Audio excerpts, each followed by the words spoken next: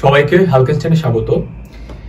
আমরা এই ক্লাসটাতে তোমাদের রসায়নের তৃতীয় অধ্যায় পদার্থের গঠন এটা থেকে যেই কয়টা টাইপের সিকিউ হওয়া সম্ভব প্রতিটা টাইপ থেকে একটা করে সিকিউ দেখবো, একটা কিংবা দুইটা।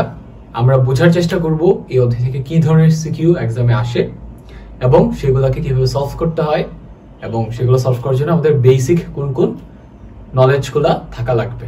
ওকে, আবারও মনে করাই দিই, তোমরা এই ক্লাসটা করার আগে অবশ্যই একাডেমিক ক্লাস করে নিবা। এই চ্যাপ্টারের একাডেমিক ক্লাস আমারই নেওয়া আছে আমাদের কোর্সের ভেতরে। ওটা দেখে এসে মূল বইটা পড়ে এসে দেন যখন ক্লাসটা করতে আসবে তোমার কাছে সবকিছু অনেক বেশি ইজি মনে হবে। ওকে, আচ্ছা, এই অধ্যায়ের ইম্পর্টেন্সের কথা যদি বলি, এই অধ্যায় থেকে প্রতি বছর একটা করে সিকিউ থাকেই, একটা থাকবেই থাকবে। ঠিক আছে, অধ্যায়টা বেশ সহজ আছে, অত কঠিন ম্যাথমেটিক্যাল ক্যালকুলেশন নাই। যারা রাসায়নিক বিক্রিয়া ভয় পাও তোমাদের জন্য কিন্তু এই অধ্যায়টা একটা কমফোর্ট জোন হইতে পারে। এই অধ্যায়টা থেকে রাসায়নিক বিক্রিয়া না পেরেও তুমি অনেক কোশ্চেন বা এখান থেকে যে যে কোশ্চেনগুলো আসে এগুলো সলভ করতে পারবা। ঠিক আছে, তাহলে আমরা এখান থেকে আগে দেখে ফেলেছি কি কি টাইপের কোশ্চেন আসে।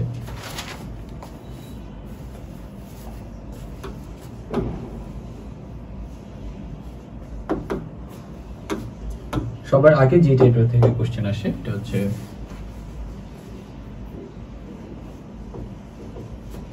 পরমাণুর মডেল দিয়ে।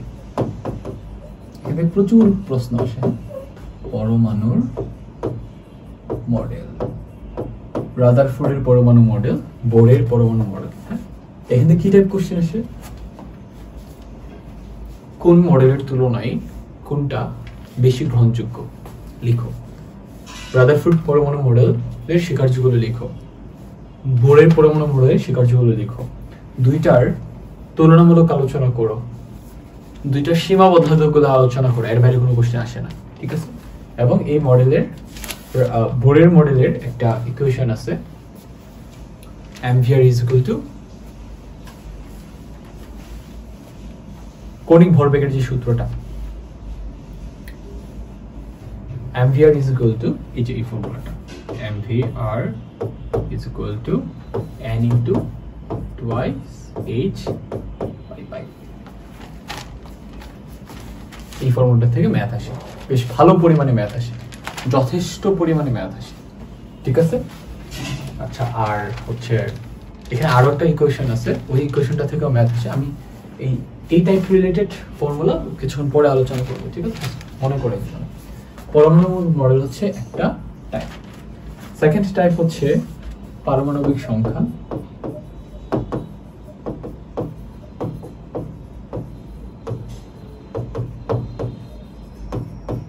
ঠিক আছে, পারমাণবিক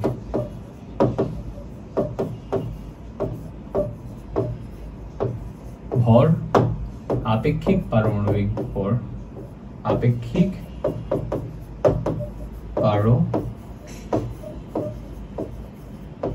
পারমাণবিক ভর, গড় আপেক্ষিক পারমাণবিক ভর,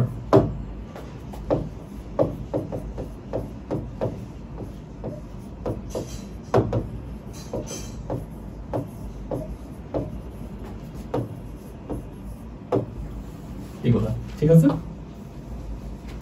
এখান থেকে বেশিরভাগ ক্ষেত্রে ম্যাথমেটিক্যাল জিনিসপত্রই আসে। ওকে, তারপরের টাইপটা হচ্ছে ইলেকট্রন বিন্যাস রিলেটেড।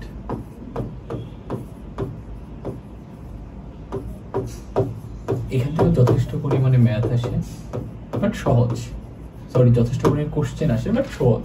ওকে, আইসোটোপ থেকে বেশ কিছু কোশ্চেন আসতে দেখা গেছে, বাট কত না, তুলনামূলকভাবে কম।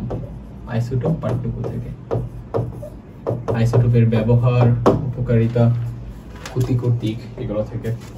তারপর সবশেষে আমি ডিসক্রিমিনেশন দেখবো। ওকে, তাহলে আমরা পুরো অধ্যায়ের ভেতরে যাওয়ার আগে আমরা কি কি ফর্মুলা আমাদের জানা লাগে আমি ফর্মুলাগুলো লিখে ফেলি, টাইপ ওয়াইজ লিখি। পরমাণুর মডেল থেকে যে কোশ্চেনগুলো আসবে ওইগুলো পারার জন্য আমাকে যে ফর্মুলাগুলো জানতে হবে ছোট করে এখানে লিখে দিই। প্রথম ফর্মুলা হচ্ছে mvr is equal to n into h by twice by, এটা হচ্ছে n। ওকে,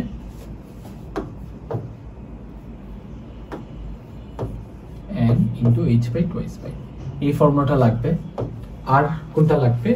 আর লাগবে হচ্ছে এখানে h এর ভ্যালু লাগবে প্লাঙ্কের কনস্ট্যান্টের ভ্যালু হচ্ছে 6.626 into 10 to the power 6.626 into 10 to the power minus 32 metre square, বা এটা সরাসরি তুমি জুল সেকেন্ড লিখে দাও, জুল সেকেন্ড, এই এককটা মনে রাখা লাগবে। ওকে, আচ্ছা আরেকটা ফর্মুলা আছে ওইটাও আমাদের লাগবে, সেটা হচ্ছে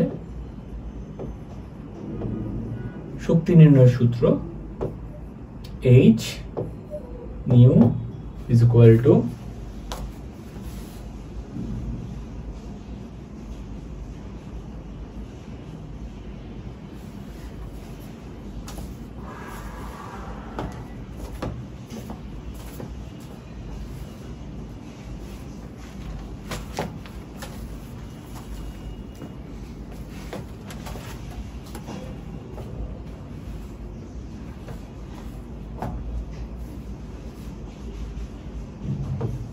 H C by lambda।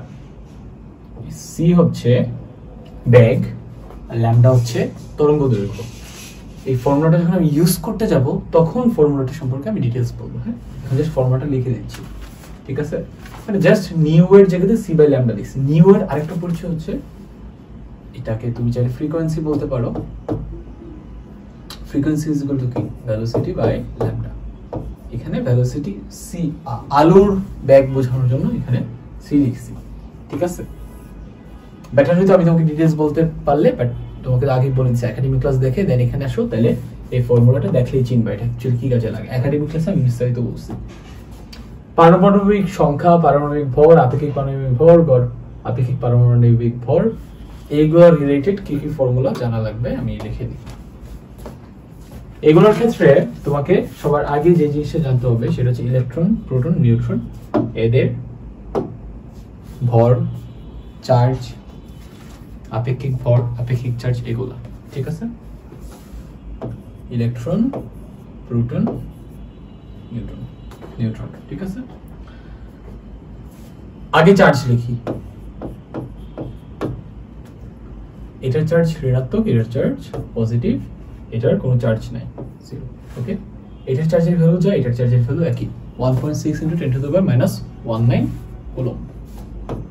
1.6 × 10 to the power -19 coulomb, ঠিক আছে? এখানে সেম ভ্যালুই হবে but positive, 6 × 10 to the power -19 coulomb.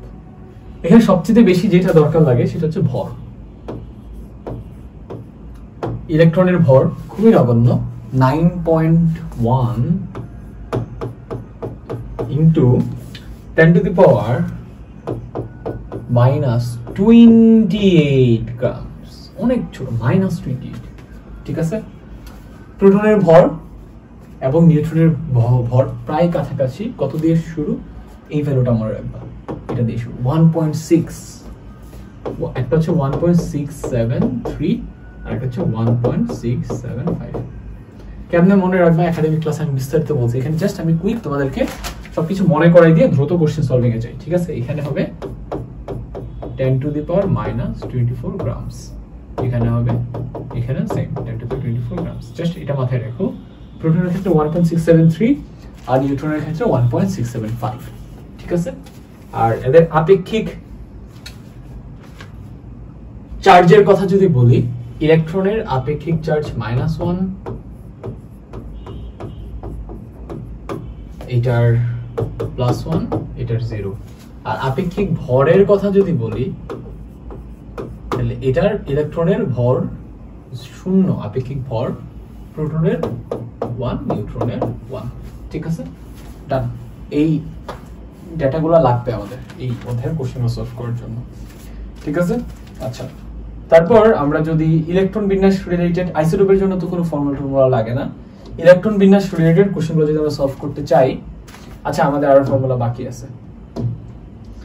এবার আমরা তো জানলাম ইলেকট্রন, প্রোটন, নিউট্রন, এদের ভর, চার্জ, এগুলো কত, এগুলো কেন লাগবে? আপেক্ষিক পারমাণবিক ভর নির্ণয় করার জন্য, গড় আপেক্ষিক পারমাণবিক ভর নির্ণয় করার জন্য। সেক্ষেত্রে আমাদেরকে দুইটা ইকুয়েশন বারবার ইউজ করতে হবে। একটা হচ্ছে আপেক্ষিক পারমাণবিক ভর, আপেক্ষিক পারমাণবিক ভর। আপেক্ষিক পারমাণবিক ভর নির্ণয় করার ফর্মুলাটা হচ্ছে, যার আপেক্ষিক পারমাণবিক ভর নির্ণয় করব তার একটা পরমাণুর প্রকৃত ভর নিব। একটি পরমাণুর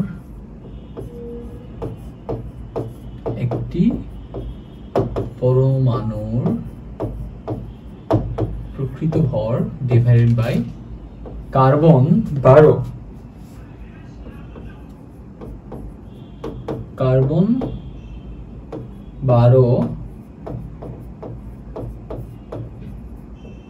আইসোটোপের ভরের 12/1 ভরের 12/1, যেটার ভ্যালু কিনে আমরা ডিরেক্ট মনে রাখবো, এটার ভ্যালু হচ্ছে 1.66। কিসের সমান? প্রোটন কিংবা নিউট্রনের ভরের প্রায় সমান। 1.66 ইন্টু 10⁻⁻24 গ্রামস। খেয়াল করো,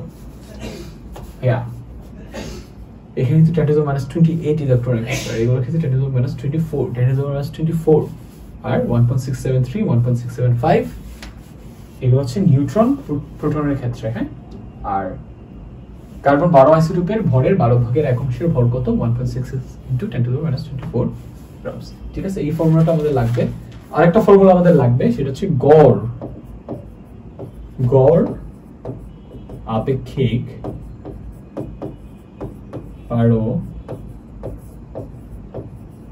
পারমাণবিক ভর নির্ণয় করতে। ঠিক আছে,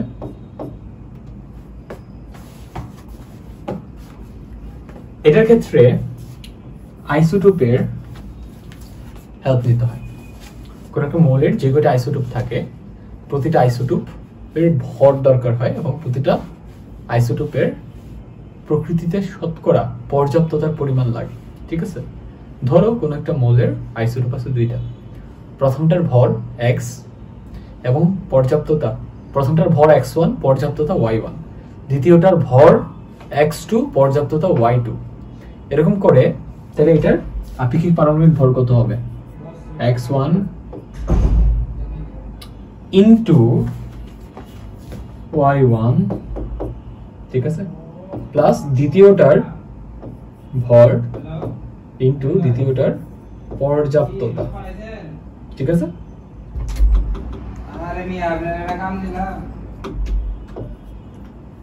ওইটাতে ফাঁকা আছে। শুরু করেন? আমি শুরু করছি, সামি নাই, সামি পরে আসবে 2 ঘন্টা পরে। এটাতে শুরু কর, না রেকর্ড সমস্যা নেই। x2 y2। আচ্ছা, এখানে তো যদি 2টা আইসোটোপ থাকে এটার জন্য ফর্মুলা এটা, যদি 3টা থাকে তাহলে এরকম 3টা টার্ম আসবে, যদি 4টা থাকে 4টা টার্ম আসবে, যদি m সংখ্যক থাকে তাহলে m সংখ্যক টার্ম আসবে। ঠিক আছে, x n y n। ঠিক আছে, যেই কয়টা আইসোটোপ থাকবে ওই কয়টা আইসোটোপের ভর শতকরা পর্যাপ্ততা গুণ করে প্রথমটারটা করব, দ্বিতীয়টারটা করব, তৃতীয়টারটা করব, করে সবগুলো যোগ করে দিব আর নিচে 100 দিয়ে ভাগ করব। এটা যখন আমরা কোশ্চেনটা সলভ করব তখন আরো স্পষ্ট বুঝতে পারবো। ঠিক আছে, আচ্ছা এবারে আসো ইলেকট্রন বিন্যাসের জন্য 2টা সূত্র জানলেই চলবে। কোন একটা কক্ষপথে সর্বোচ্চ ইলেকট্রন থাকতে পারে 2n² সংখ্যক। ঠিক আছে, আর কোন একটা অরবিটালে ইলেকট্রন থাকতে পারে 2 × 2l + 1 সংখ্যক। এই 2টা ফর্মুলা আমাদের লাগবে। ঠিক আছে, এই কয়টা সূত্র যদি আমার খাতা লাগবে, খাতা 2টাই লাগবে, এখানে অনেক কিছু লেখা আছে। ঠিক আছে, ওই দিকে আশেপাশে খাতা আছে, কলম নেই? হ্যাঁ কলম নেই, সমস্যা নেই। এটার পেজটা কোথায় গেল? আচ্ছা ভাই,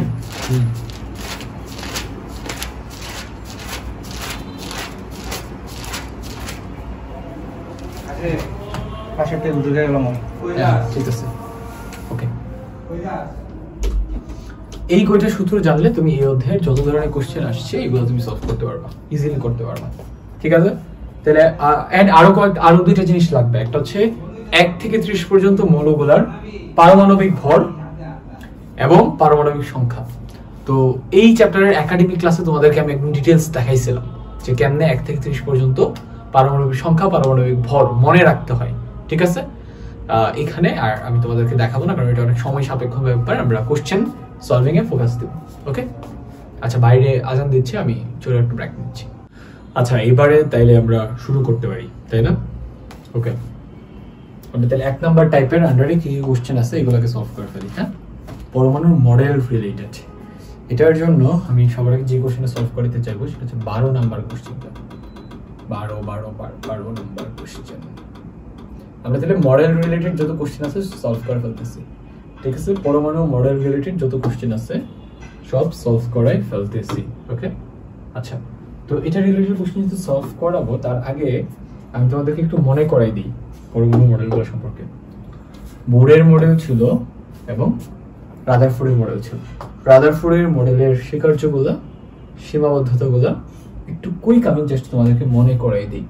প্রথম স্বীকার্য ছিল, সবসময় মনে রাখবা, নিউক্লিয়াস নিয়ে আর পরমাণুর ভর নিয়ে। দ্বিতীয় স্বীকার্য ছিল নিউক্লিয়াসের বাইরের জায়গা নিয়ে। ওকে, নিউক্লিয়াসের বাইরের জিনিস নিয়ে আর চার্জ নিয়ে।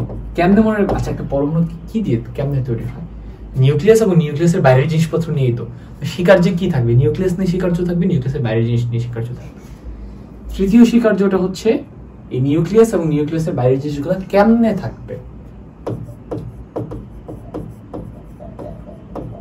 নিউক্লিয়াস ও বাইরের জিনিস কিভাবে থাকে, এই তিনটা জিনিস নিয়ে তো স্বীকার্য হবে, তাই না?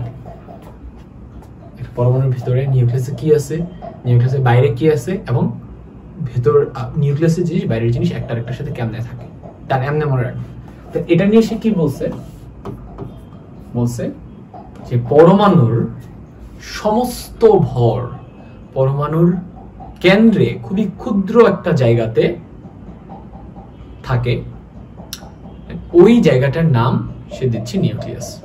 এবং সে বলতেছে যে পরমাণুর সমস্ত ভর ওই জায়গাটাতেই বা নিউক্লিয়াসটাতেই কেন্দ্রীভূত থাকে। ডান, নিউক্লিয়াসের পরিচয় পাওয়া গেল প্রথম স্বীকার্য থেকে, এবং পরমাণুর সমস্ত ভর ছিল নিউক্লিয়াসের ভর, এটা আমরা জানতে পারি প্রথম স্বীকার্য থেকে। As simple as this. দ্বিতীয় স্বীকার্যটা কি? নিউক্লিয়াসের বাইরে জিনিস নিয়ে। পরমাণুর ভেতরে নিউক্লিয়াসের ক্ষুদ্র জায়গা ছাড়া বেশিরভাগ জায়গায় ফাঁকা। সেই জায়গাগুলোতে থাকে ইলেকট্রন। এভাবে বলবো, নিউক্লিয়াসের বাইরে পরমাণুর বেশিরভাগ জায়গায় ফাঁকা, এবং সেই ফাঁকা জায়গাতে কি থাকে? ইলেকট্রন থাকে। ইলেকট্রন কোথায় থাকে, কেমনে থাকে, কিচ্ছু বলা হয় না, জাস্ট বলছে ইলেকট্রন থাকে। ইলেকট্রন কয়টা থাকে বা চার্জের ব্যাপারটা কি বলছে এটা বলে দাও। পরমাণুর নিউক্লিয়াসে যত সংখ্যক ধনাত্মক চার্জ থাকে, পরমাণুর নিউক্লিয়াসের বাইরেও তত সংখ্যক ঋণাত্মক চার্জ থাকে। কাজেই পরমাণু চার্জ নিরপেক্ষ। ঠিক আছে, ওই ধনাত্মক চার্জ যদি 10টা থাকে, বাইরে ঋণাত্মক 10টা একটা আরেকটাকে ব্যালেন্স করে দিচ্ছে। ডান, নিজের ভাষায় মনে রাখবা, এক্সামের খাতায় একটু কাতাবি কথাবার্তা অ্যাড করে লিখে দেবে। এবার নিউক্লিয়াস এবং বাইরের জিনিস মানে কি? ইলেকট্রন কেমনে থাকে? এটা হচ্ছে সৌরজগতের মতো করে থাকে। ঠিক আছে,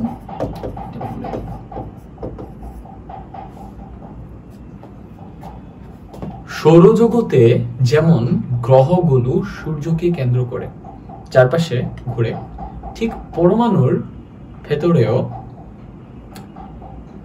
নিউক্লিয়াসের বাইরের ইলেকট্রনগুলা নিউক্লিয়াসকে কেন্দ্র করে ওইভাবে ঘুরে। ঠিক আছে, সেটা কিভাবে পসিবল হয়? দ্বিতীয় পয়েন্টে তুমি লিখতে পারো যে নিউক্লিয়াসের ধনাত্মক চার্জ এবং নিউক্লিয়াসের বাইরের ইলেকট্রনের ঋণাত্মক চার্জের মধ্যবর্তী স্থির বৈদ্যুতিক আকর্ষণ বলের কারণে ইলেকট্রনগুলো নিউক্লিয়াসের চারদিকে ঘুরতে থাকে। যেহেতু এখানে সৌরজগতের সাথে তুলনা করা হয়েছে, এই রাদারফোর্ডের মডেলকে সৌর মডেলও বলে। ওকে, এবারে আসো সীমাবদ্ধতাতে। ঠিক আছে, সীমাবদ্ধতা, 1 নম্বর সীমাবদ্ধতা। ভাইয়া দেখো যে পরমাণুর কেন্দ্রে কি থাকে বলা হয়েছে, বাইরে কি থাকে বলা হয়েছে, বাট পরমাণুর আকারটা কেমন হবে কিছু বলে নাই। আকৃতি কেমন হবে, গোলাকার হবে না লম্বাকার হবে না ডিম্বাকার হবে না উপবৃত্তাকার হবে, কিচ্ছু বলে নাই। এবং ইলেকট্রনগুলা নিউক্লিয়াসের পরে কই থাকে কিছু কিন্তু বলে নাই। তাহলে আকার, আকৃতি, ইলেকট্রনের কক্ষপথ, এগুলো সম্পর্কে কোনো আইডিয়া এখান থেকে পাওয়া যায় না। এটা সীমাবদ্ধতা, 1 নম্বর সীমাবদ্ধতা। 2 নম্বর সীমাবদ্ধতা হচ্ছে সৌরজগতের সাথে তুলনা করার ব্যাপারটা ঠিক হয় না, কারণ সৌরজগতে গ্রহগুলোর কোনো চার্জ নাই, সূর্যের কোনো চার্জ নাই, বাট একটা পরমাণুর কেন্দ্র এবং ইলেকট্রনের চার্জ আছে। সৌরজগতের সাথে তুলনাটা অ্যাকচুয়ালি ভুল ছিল, কারণ সৌরজগতের চার্জ নাই, বাট পরমাণুর ভেতরের জিনিসপত্রগুলোর চার্জ আছে। সৌরজগতের সাথে তুলনাটা অ্যাকচুয়ালি ভুল ছিল। তুমি ব্যাখ্যা করে দিবা, ঠিক আছে, কেন ভুল ছিল। ওকে, আমি তো মুখে ব্যাখ্যা করে দিলাম। তারপরে সীমাবদ্ধতা হচ্ছে ইলেকট্রন আছে নিউক্লিয়াসের বাইরে, ঠিক আছে, বাট একের অধিক ইলেকট্রন থাকলে সেগুলো কেমনে থাকবে। একের অধিক ইলেকট্রন কিভাবে থাকবে সেটা কিন্তু ব্যাখ্যা করতে পারে নাই। ভাইয়া সীমাবদ্ধতাগুলো কেমনে মনে রাখবা? স্বীকার্য মনে থাকলে প্রতিটা স্বীকার্যের মধ্যে যে ভুল আছে সে ভুলগুলাই তুমি এখানে বলে দিবা। স্বীকার্য মনে থাকলে সীমাবদ্ধতা মনে রাখা কোনো ব্যাপার না। রাদারফোর্ডের মডেল মনে থাকলে বুরের মডেল মনে রাখা কোনো ব্যাপারই না, ঠিক আছে। একের অধিক ইলেকট্রন যদি থাকে সেটা কিভাবে থাকবে সেই ব্যাপারে সে কিছু বলে নাই। এন্ড ফাইনালি সবচেয়ে ইম্পর্টেন্ট যেটা, সেটা হচ্ছে রাদারফোর্ডের মডেল অনুযায়ী ইলেকট্রনটা যে চারপাশে ঘুরবে নিউক্লিয়াসের চারপাশে, এই ঘুরতে থাকলে শক্তি বিকিরণ করতে থাকবে, করতে করতে করতে করতে এক সময় ঘূর্ণন পথটা ছোট হইতে হইতে হইতে হইতে হইতে ইলেকট্রনটা নিউক্লিয়াসে পড়বে।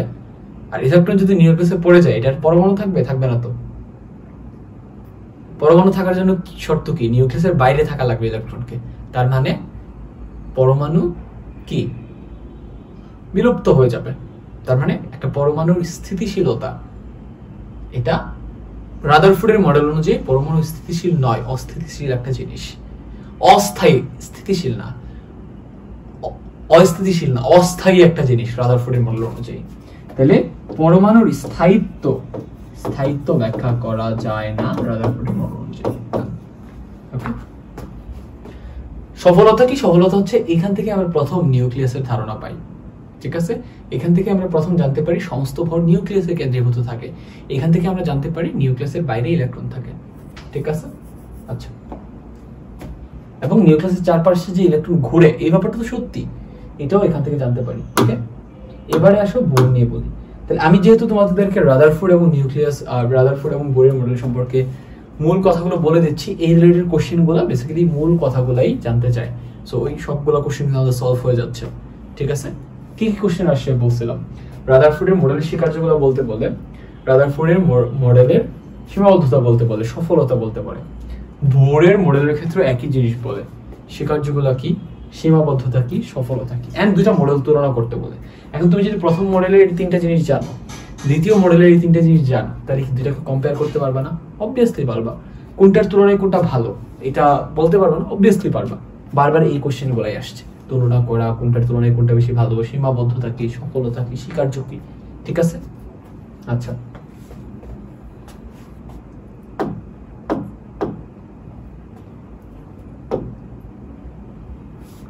এবার আসো বোর নিয়ে কথা বলি, ঠিক আছে। বোরের মডেল নিয়ে কথা বলি।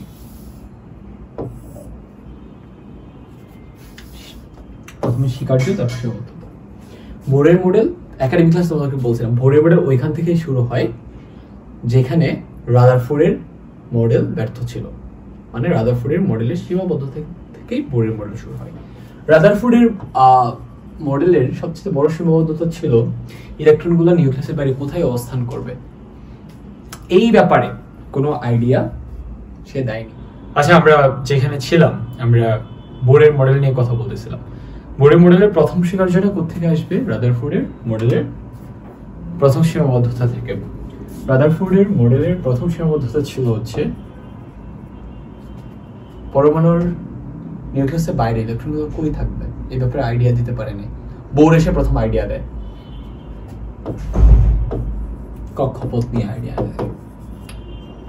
বোর এসে প্রথমবারের মতো বলেন যে নিউক্লিয়াসের বাইরে ইলেকট্রনগুলো নির্দিষ্ট শক্তির কক্ষপথে অবস্থান করে। বাট সে এখানে একটা ব্লান্ডার করে, সে বলে বৃত্তাকার কক্ষপথে থাকে, বাট অ্যাকচুয়ালি কক্ষপথ উপবৃত্তাকারও হইতে পারে। ঠিক আছে, এটা প্রথম স্বীকার্য কক্ষপথ নিয়ে। পরমাণুতে নিউক্লিয়াসের বাইরে ইলেকট্রনগুলো নির্দিষ্ট শক্তির কক্ষপথে থেকে নিউক্লিয়াসকে আবর্তন করে। ঠিক আছে, এইখানে সে আরো একটা জিনিস ক্লিয়ার করে দেয়। রাদারফোর্ডের মডেলের একটা সীমাবদ্ধতা ছিল কি, ইলেকট্রনগুলো ঘুরতে ঘুরতে ঘুরতে ঘুরতে শক্তি বিকিরণ করে কেন্দ্রে গিয়ে পতিত হবে, এটাও সে ক্লিয়ার করে দেয়। সে বলে ইলেকট্রনগুলো যখন নির্দিষ্ট শক্তির কক্ষপথে থেকে ঘুরে তখন সে কোনো শক্তি বিকিরণ করে না। ঠিক আছে,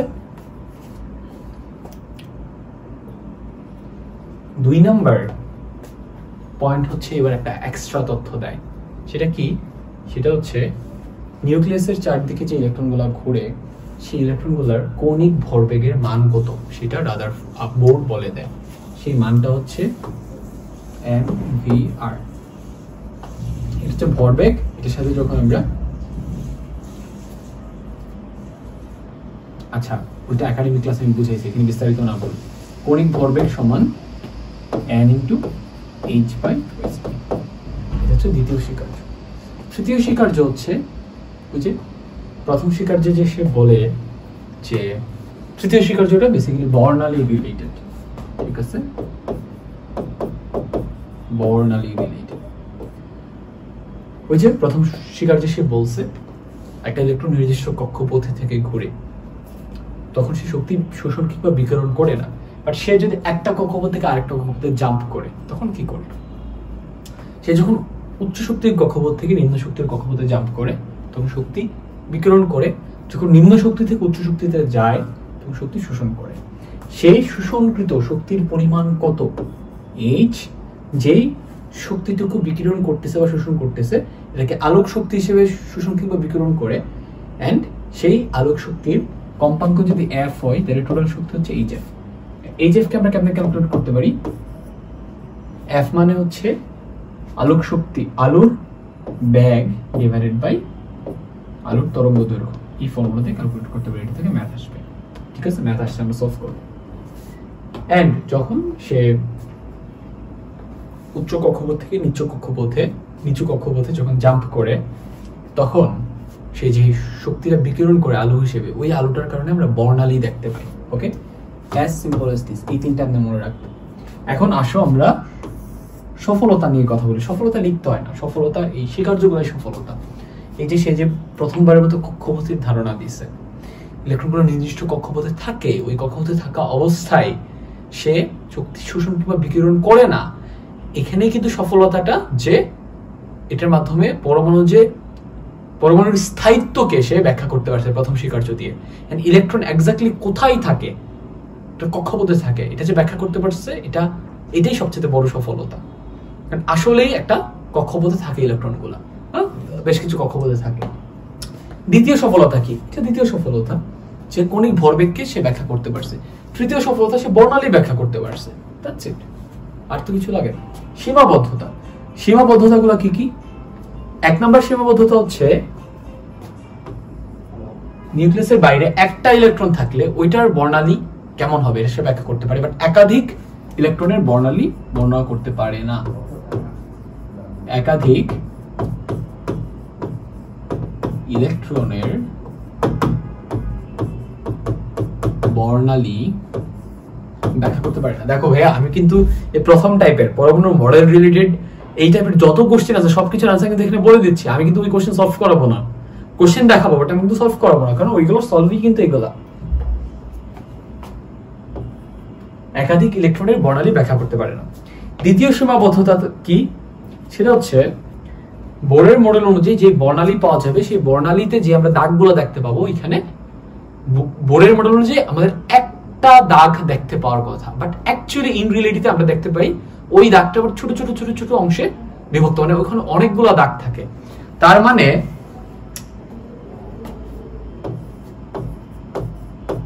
বর্ণালীতে একের অধিক দাগের ব্যাখ্যা বা রেখার ব্যাখ্যা সে তার মডেল দিতে পারে না, ঠিক আছে। এন্ড লাস্ট যে সীমাবদ্ধতাটা সেটা হচ্ছে ওই যে বলছি না, প্রথম শিকার যে সে বলে যে বৃত্তাকার কক্ষপথে ঘোরে। কক্ষপথ অ্যাকচুয়ালি বৃত্তাকার হয় না, কক্ষপথ উপবৃত্তাকারও হইতে পারে, ঠিক আছে। এটা ভুল ছিল, ওকে।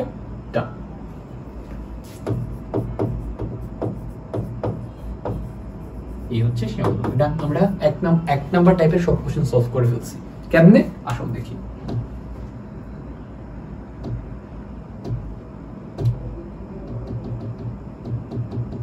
ব্যাপার কি, কোশ্চেন কই?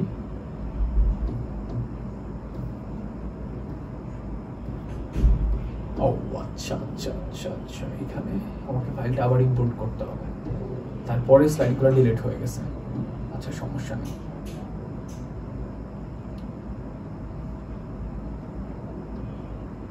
import file chapter 3.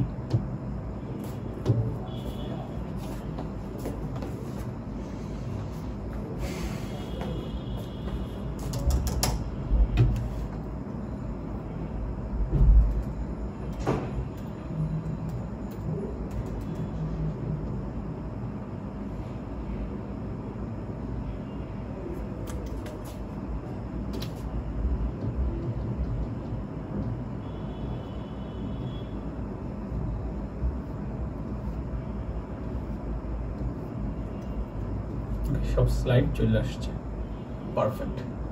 তাহলে আমরা এই টাইপের আন্ডারে কোশ্চেন কোনটা আছে বলছিলাম? 12 নাম্বার, তাই না? 12 নাম্বারটা একটু খুঁজে বের করুন।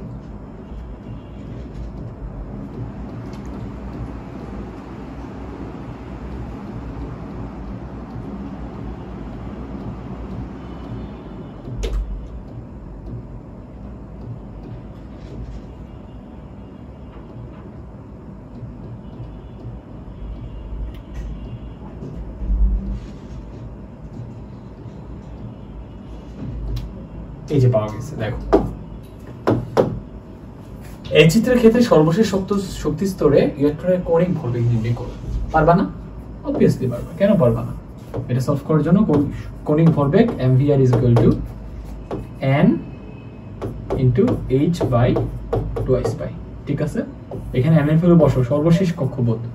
এই চিত্রের ক্ষেত্রে সর্বশেষ কক্ষপথ কোনটা? দ্বিতীয় কক্ষপথ, তার মানে n এর ভ্যালু 2, h এর ভ্যালু তো জানো 6.626 into 10 to the power minus 34, পায়ের ভ্যালু তো জানো 3.1416। ক্যালকুলেট করো, ক্যালকুলেট করলে পাওয়া যাবে। কৌণিক ভরবেগের একক কত বসাবা? একক বসাবা হচ্ছে, দেখো এটার কোন একক নেই, এটার কোন একক নেই, এটার একক আছে, এটার একক মনে রাখতে বলছিলাম জুল সেকেন্ড। এটাকে একক হিসেবে বসাই দাও, জুল সেকেন্ড। ডান।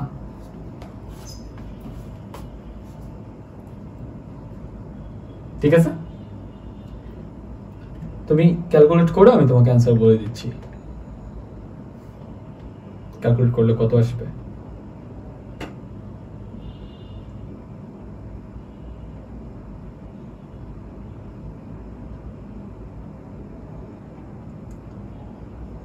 এর অ্যান্সার আসবে 22.109 into 10 to the power minus 34 joule second.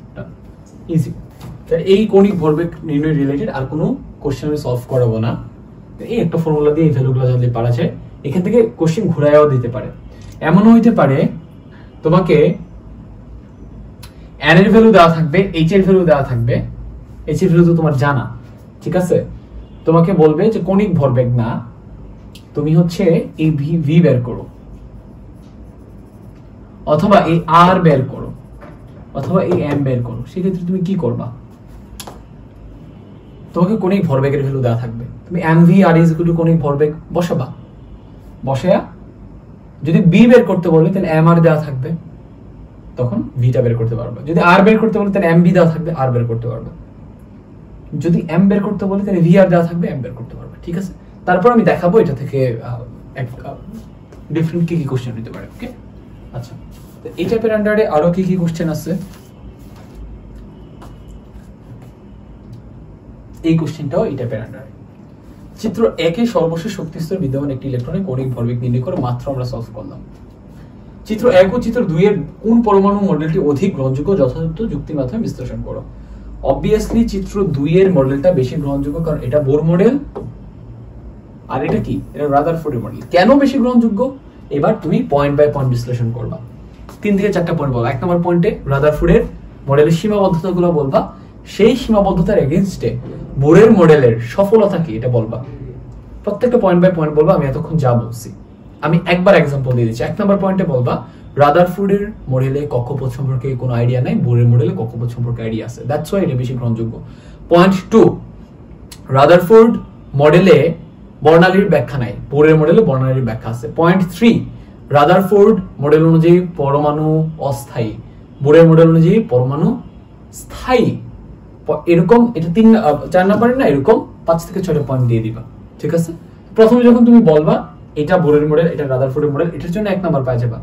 And যখন তুমি বলবা এটা হচ্ছে বেটার, এটার জন্য টোটাল হচ্ছে 1 নাম্বার পাওয়া যাবে। তারপর আর কত নাম্বার দরকার, 3 নাম্বার। সেই 3 নাম্বারের জন্য তুমি পয়েন্টগুলো ডিটেইলসে ব্যাখ্যা করবা। ঠিক আছে, আচ্ছা,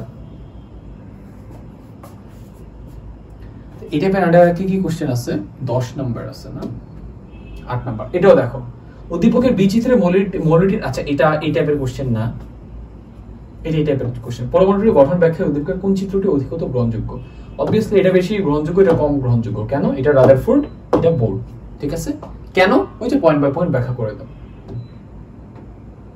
তারপর এই টাইপের আন্ডারে আছে 8, 10, 11, 12, দেখুন 13, 14, 15 আছে।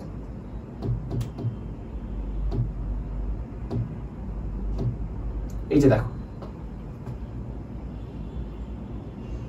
কণিক ভরবেগ নির্ণয় করা রিলেটেড কোশ্চেন আমরা সলভ করছি, আমরা পারবো।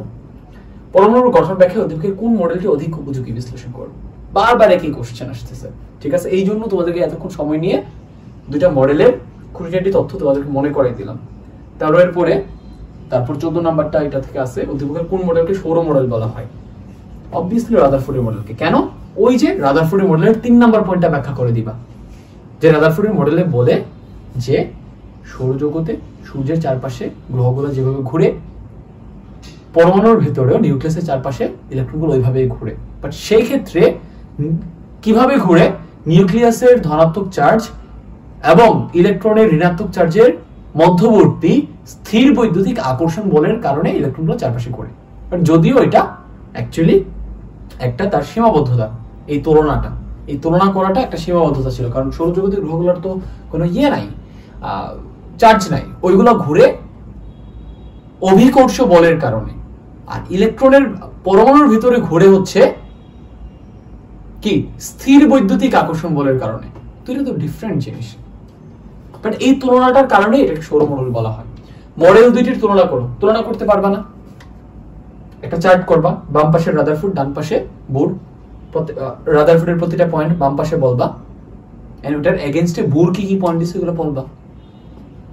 ফর এক্সাম্পল 1 নাম্বার পয়েন্ট, রাদারফোর্ডের মডেল অনুযায়ী নিউক্লিয়াসের বাইরে ইলেকট্রন থাকে, বোরের মডেল অনুযায়ী নিউক্লিয়াসের বাইরে নির্দিষ্ট কক্ষপথে ইলেকট্রনগুলো থাকে। এভাবে তুলনা করতে পারবা না। রাদারফোর্ডের মডেল অনুযায়ী পরমাণুর বর্ণালী ব্যাখ্যা করা যায় না, বোরের পরমাণু মডেল অনুযায়ী পরমাণুর বর্ণালী ব্যাখ্যা করা যায়। এভাবে প্রতিটা পয়েন্ট আমি এতক্ষণ যা বলছি এগুলো গুছায় লিখো, বা একটা গাইড থেকে অ্যান্সার দেখো কেমনে গুছায় লিখছে। আমি যে কথাগুলো বলছি এগুলো মনে রাখো, এন্ড গুছায় কেমনে লিখতে হবে এটাও ওইখান থেকে দেখে নাও। 15 নাম্বার, উদ্দীপকের চিত্রের মৌলের সর্বশেষ ইলেকট্রনের কণিক ভরবেগ নির্ণয় করো। সলভ করে ফেলছি। কিছু সীমাবদ্ধতা থাকা সত্ত্বেও উদ্দীপকের পরমাণু মডেলটি পরমাণুর গঠন ব্যাখ্যা অধিকতর গ্রহণযোগ্য বিশ্লেষণ করো। তাহলে অধিকতর গ্রহণযোগ্য যেহেতু বলছে, তার মানে এখানে বোর মডেল। তাহলে এখানে বলবা বোর মডেলের স্বীকার্যগুলো এক্সপ্লেইন করবা, করে বলবা যে এটার বেশ কিছু সীমাবদ্ধতা আছে। হ্যাঁ, যেমন একের অধিক পরমাণুর একের অধিক ইলেকট্রন বিশিষ্ট পরমাণু বর্ণালী ব্যাখ্যা করতে পারে না। হ্যাঁ, বর্ণালীতে একাধিক রেখা ব্যাখ্যা করতে পারে না। কক্ষপথ অ্যাকচুয়ালি উপবৃত্তাকার হবে, বাট সে বলছে বৃত্তাকার। এই সীমাবদ্ধতাগুলো থাকা সত্ত্বেও এটা অধিকতর গ্রহণযোগ্য কেন? সে বর্ণালী ব্যাখ্যা করতে পারে, সে কক্ষপথ ব্যাখ্যা করতে পারে, সে কণিক ভরবেগ ব্যাখ্যা করতে পারে।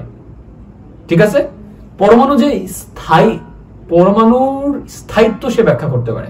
তাহলে কি সে অধিকতর গ্রহণযোগ্য? ডান, আমাদের প্রথম টাইপ শেষ। এবার আমরা দ্বিতীয় টাইপে যাব। দ্বিতীয় টাইপ হচ্ছে পারমাণবিক সংখ্যা। পারমাণবিক, মনে আছে দ্বিতীয় টাইপটা? যাই একদম উপরে যাই।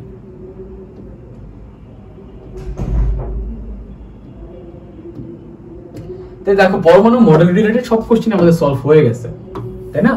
এই সূত্রগুলো আমরা ব্যবহার করে শিখে ফেলছি। এবার আমরা এইগুলো রিলেটেড কোশ্চেন সলভ করব।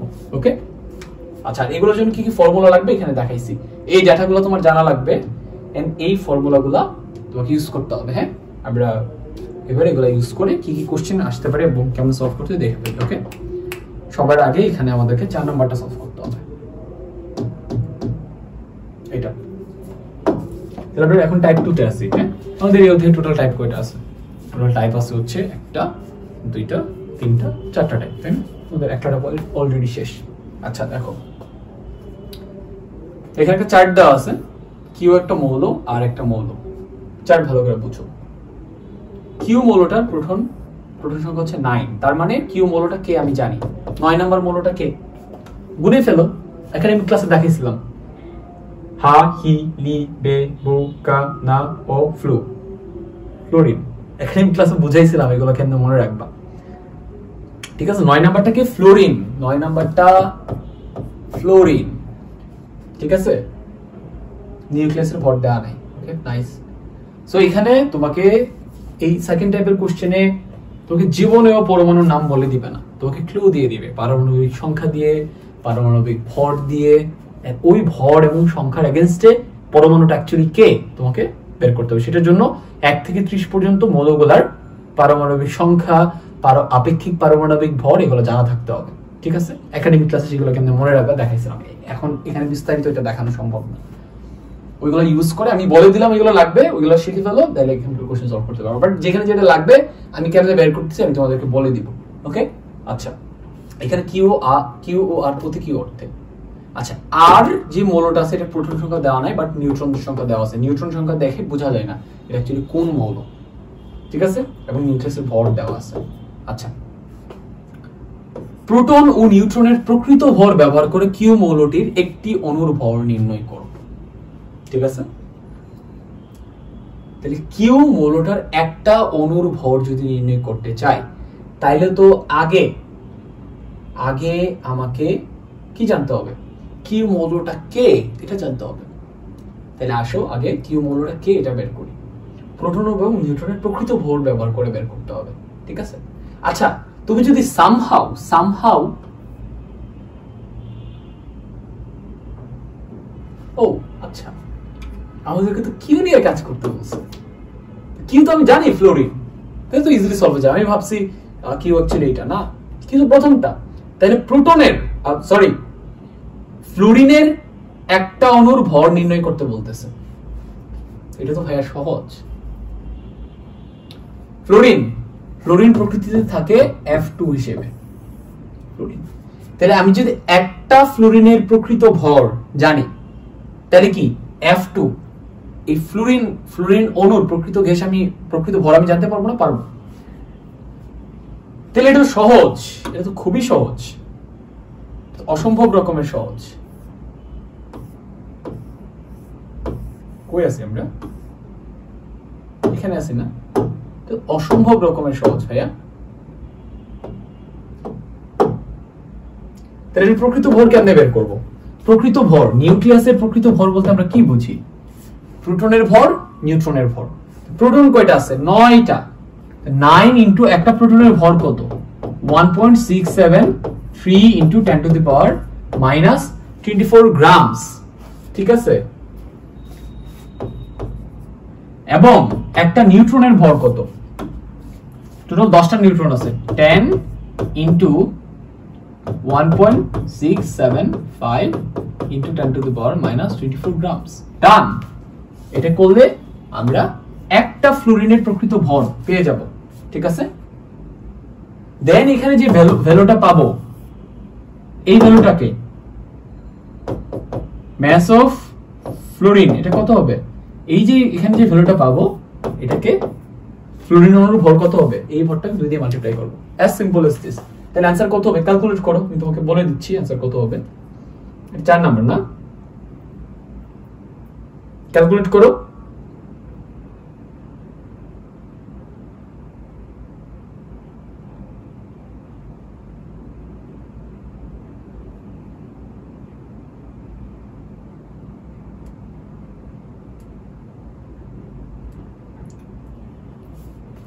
এটার ভ্যালুটা পাবো হচ্ছে 3.1807 into 10 to the power minus 23 grams.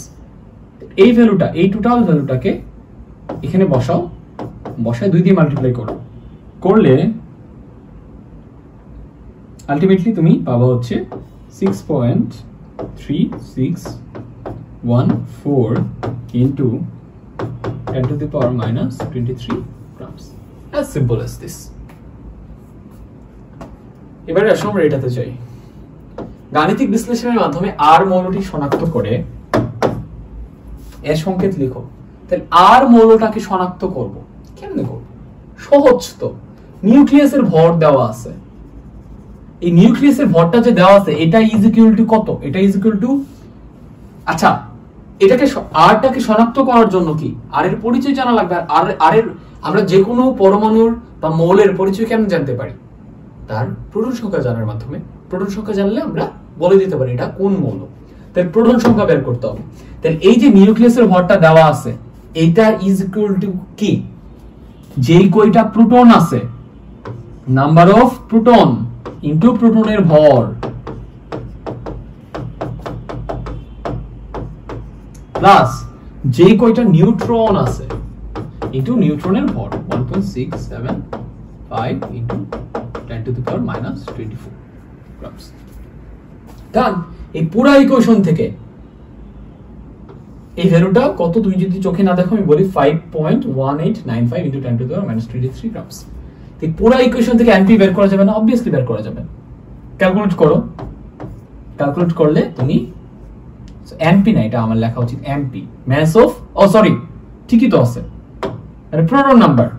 তাহলে প্রোটন কয়টা আছে ক্যালকুলেট করো, ক্যালকুলেটর দিয়ে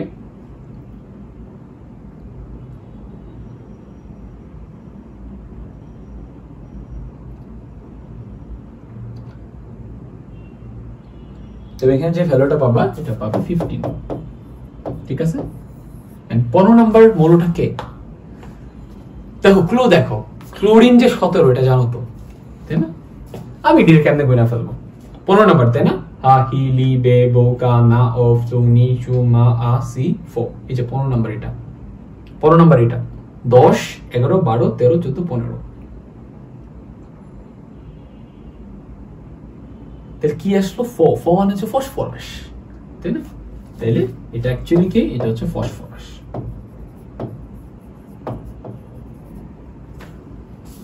এটা সংকেত কি? সংকেত হচ্ছে ফসফরাসের সংকেত হচ্ছে পি।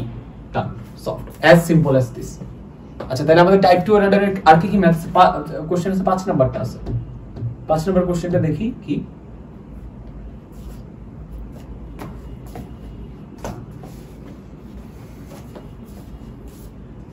দেখো কি দেওয়া আছে 1 নম্বর উদ্দীপকে।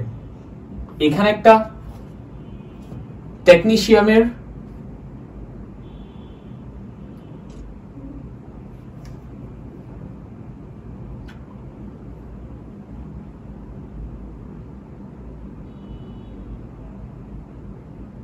আইসোটোপের সংকেত দেওয়া আছে, কোবাল্টের আইসোটোপের সংকেত দেওয়া আছে এবং ইউরেনিয়ামের আইসোটোপের সংকেত দেওয়া আছে। X হচ্ছে তেজস্ক্রিয় আইসোটোপ, ঠিক আছে। আর Y আইসোটোপের পর্যাপ্ততার পরিমাণ দেওয়া আছে, ঠিক আছে। আচ্ছা গতে দেখি কি করতে বলতেছে। উদ্দীপকের Y মৌলের গড় আপেক্ষিক পারমাণবিক ভর নির্ণয় করো। তাহলে একদম শুরুতে বা একাডেমিক ক্লাসে তোমাদেরকে দেখাইছিলাম যে যদি কোন একটা মৌলের একাধিক আইসোটোপ থাকে, প্রতিটা আইসোটোপের ভর এবং প্রকৃতিতে পর্যাপ্ততার পরিমাণ যদি দেওয়া থাকে তাহলে আমরা ওই মৌলটার আপেক্ষিক পারমাণবিক ভর বের করতে, গড় আপেক্ষিক পারমাণবিক ভর বের করতে পারি, নট আপেক্ষিক পারমাণবিক ভর, গড় আপেক্ষিক পারমাণবিক ভর আমরা বের করতে পারি। কিভাবে? গড় আপেক্ষিক পারমাণবিক ভর আমরা কিভাবে বের করতে পারি? নিচে 100 থাকে আর উপরে হচ্ছে আমরা কি করি, যেই কয়টা আইসোটোপ আছে প্রতিটার ভর এবং পর্যাপ্ততাকে গুণ করি। প্রথমটার ভর পর্যাপ্ততাকে গুণ করে এখানে আমরা লিখি, দ্বিতীয়টার ভর এবং পর্যাপ্ততাকে গুণ করে আমরা এখানে লিখি। এইভাবে যেই কয়টা আইসোটোপ আছে ওই কয়টাকে লিখি, লিখে সবগুলোকে যোগ করে দিই। ঠিক আছে? এখানে যদি 10টা আইসোটোপ থাকে 10টা যোগ হবে, যদি 100টা থাকে 100টা হবে। এখানে কয়টা আছে? এখানে আছে 1টা 2টা 3টা। প্রথমটার ভর 32 এন্ড এটার পর্যাপ্ততা 95, তাহলে লিখে ফেলো 32 ইনটু 95। দ্বিতীয়টার ভর 33 ইনটু এটার পর্যাপ্ততা 0.75। তৃতীয়টার ভর 34 এবং এটার পর্যাপ্ততা হচ্ছে 4.25। এবার ক্যালকুলেট করো, এই ভ্যালুটা মাল্টিপ্লাই করে এখানে লিখো, এটা মাল্টিপ্লাই করে লিখো, এটা মাল্টিপ্লাই করে লিখো, সবগুলো যোগ করো, করে 100 দিয়ে ডিভাইড করো, করলে কত আসবে আমি তোমাকে বলে দিচ্ছি। ক্যালকুলেট করো।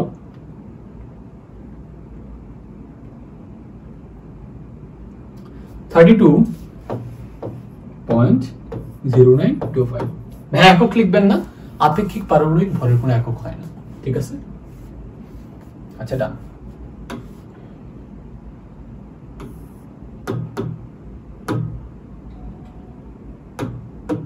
এবার এটার এই কোশ্চেনটা দেখি।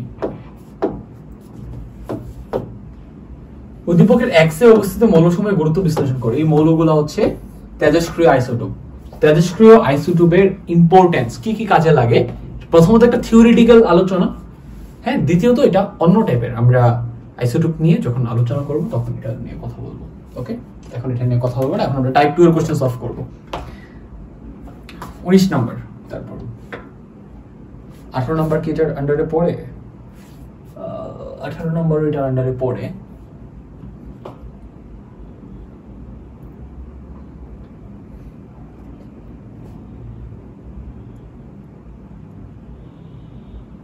তো এটা তো আমরা পারবো, তাই না? গ আমরা পারবো। উদ্দীপকের এক্স মৌলটার গড় আপেক্ষিক, এতে গড় আপেক্ষিক পারমাণবিক ভর নির্ণয় করা যাবে। আচ্ছা, আর এটা হচ্ছে ইলেকট্রন বিন্যাস রিলেটেড, এটা আমরা পারবো। ঠিক আছে, ইলেকট্রন বিন্যাস, ওইটা ইলেকট্রন বিন্যাসের টাইপ আমরা দেখবো।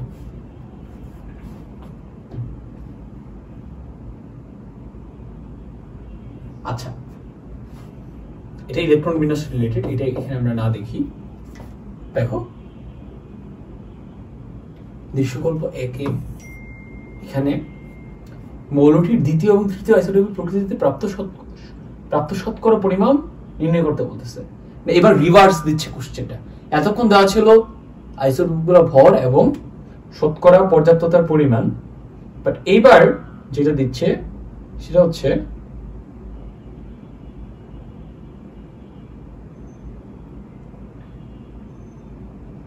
এবার গড় আপেক্ষিক পারমাণবিক ভর দেওয়া আছে, ওখান থেকে শতকরা পর্যাপ্ততা বের করতে হবে। তাহলে ফাইন, ইকুয়েশনটা কি? ইকুয়েশন এই পাশে কি? গড়, এই পাশটাতে আমরা গড় আপেক্ষিক পারমাণবিক ভরটা বসাই দিব। কত দেওয়া আছে? গড় আপেক্ষিক পারমাণবিক ভর দেওয়া আছে, এটা বসাই দাও 1.00025। ঠিক আছে? আচ্ছা, এবার আসো, এই ভ্যালুটা আমরা কেমনে পাই? নিচে 100 থাকে, তাই না? উপরে হচ্ছে যে কয়টা আইসোটোপ থাকে এগুলোর পর্যাপ্ততার ভরকে গুণ করে করে পাই। প্রথমটার ভর কত? 1 লেখো, এবং প্রথমটার পর্যাপ্ততা 99.98%। এখানে টোটাল 3টা আইসোটোপ আছে, তার মানে এখানে 3টা পার্ট হবে। দ্বিতীয়টার পর্যাপ্ততা এবং দ্বিতীয় এবং তৃতীয়টার পর্যাপ্ততা বের করতে বলছে। তুমি একটা জিনিস বুঝো, 3টা আইসোটোপের মধ্যে প্রথমটার পর্যাপ্ততা যদি 60% হয়, দ্বিতীয় আর তৃতীয়টার কত হবে? দ্বিতীয় এবং তৃতীয়টার মিলাই 40% হবে। এখন যদি আমি ধরে নিই দ্বিতীয়টা x, তাহলে তৃতীয়টা কি হবে? 40 - x, সিম্পল, তাই না? তাহলে এখানে প্রথমটা যেহেতু 99.98% পর্যাপ্ততা, তাহলে দ্বিতীয় এবং তৃতীয়টা মিলে পর্যাপ্ততা কত?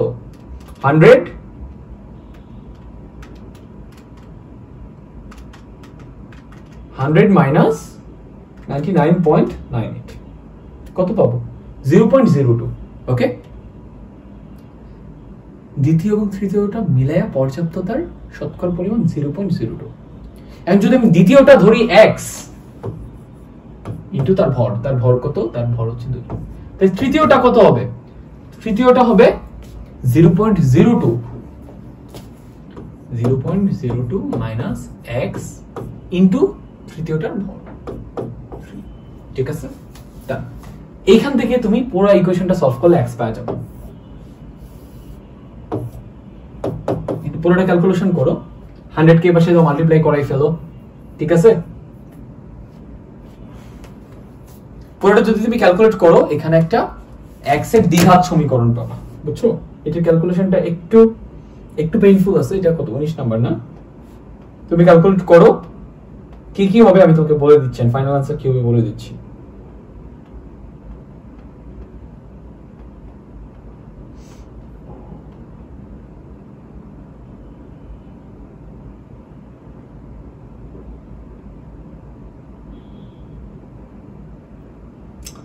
তুমি যদি ক্যালকুলেট করো, এখানে তুমি x এর দুইটা ভ্যালু পাবা।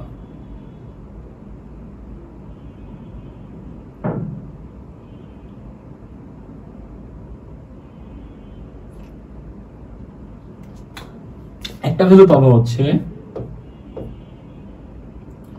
মাইনাস, মানে এই পুরো ইকুয়েশনে তুমি x square is equal to something পাবা। ঠিক আছে, ওইখান থেকে তুমি x এর দুইটা ভ্যালু পাবা।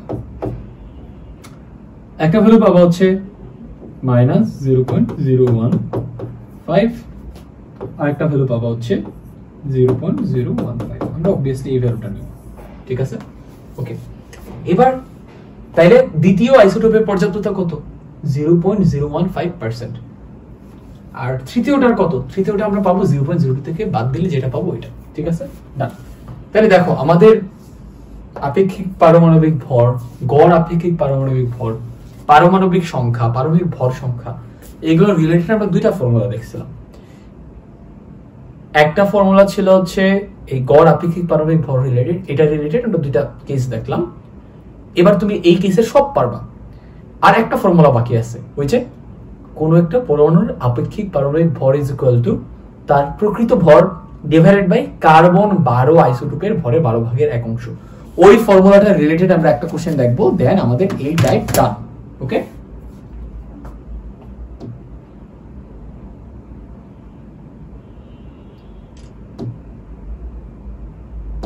এই যে আমরা এটা চলে আসছি।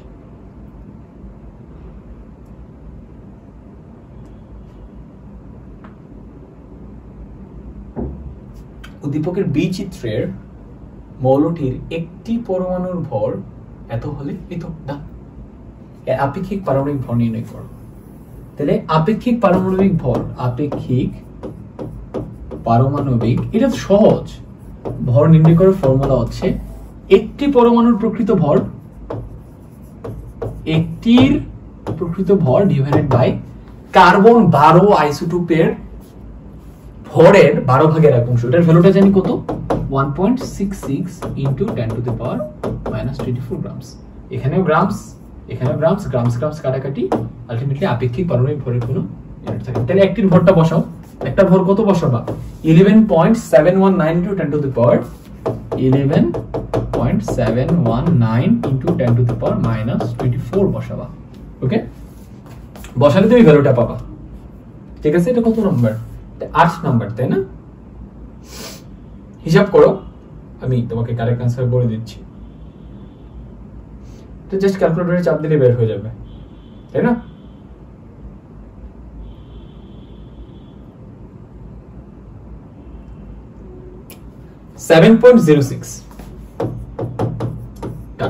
আমাদের টাইপ 2 এর সব ধরনের কোশ্চেন সলভ করা শেষ, সব ধরনের। ঠিক আছে, টাইপ 2 থেকে এবার যেভাবে কোশ্চেন করো তুমি পারবা। ঠিক আছে, আচ্ছা, এবার আমরা টাইপ 3 তে যেতে পারি। ইলেকট্রন বিন্যাস রিলেটেড।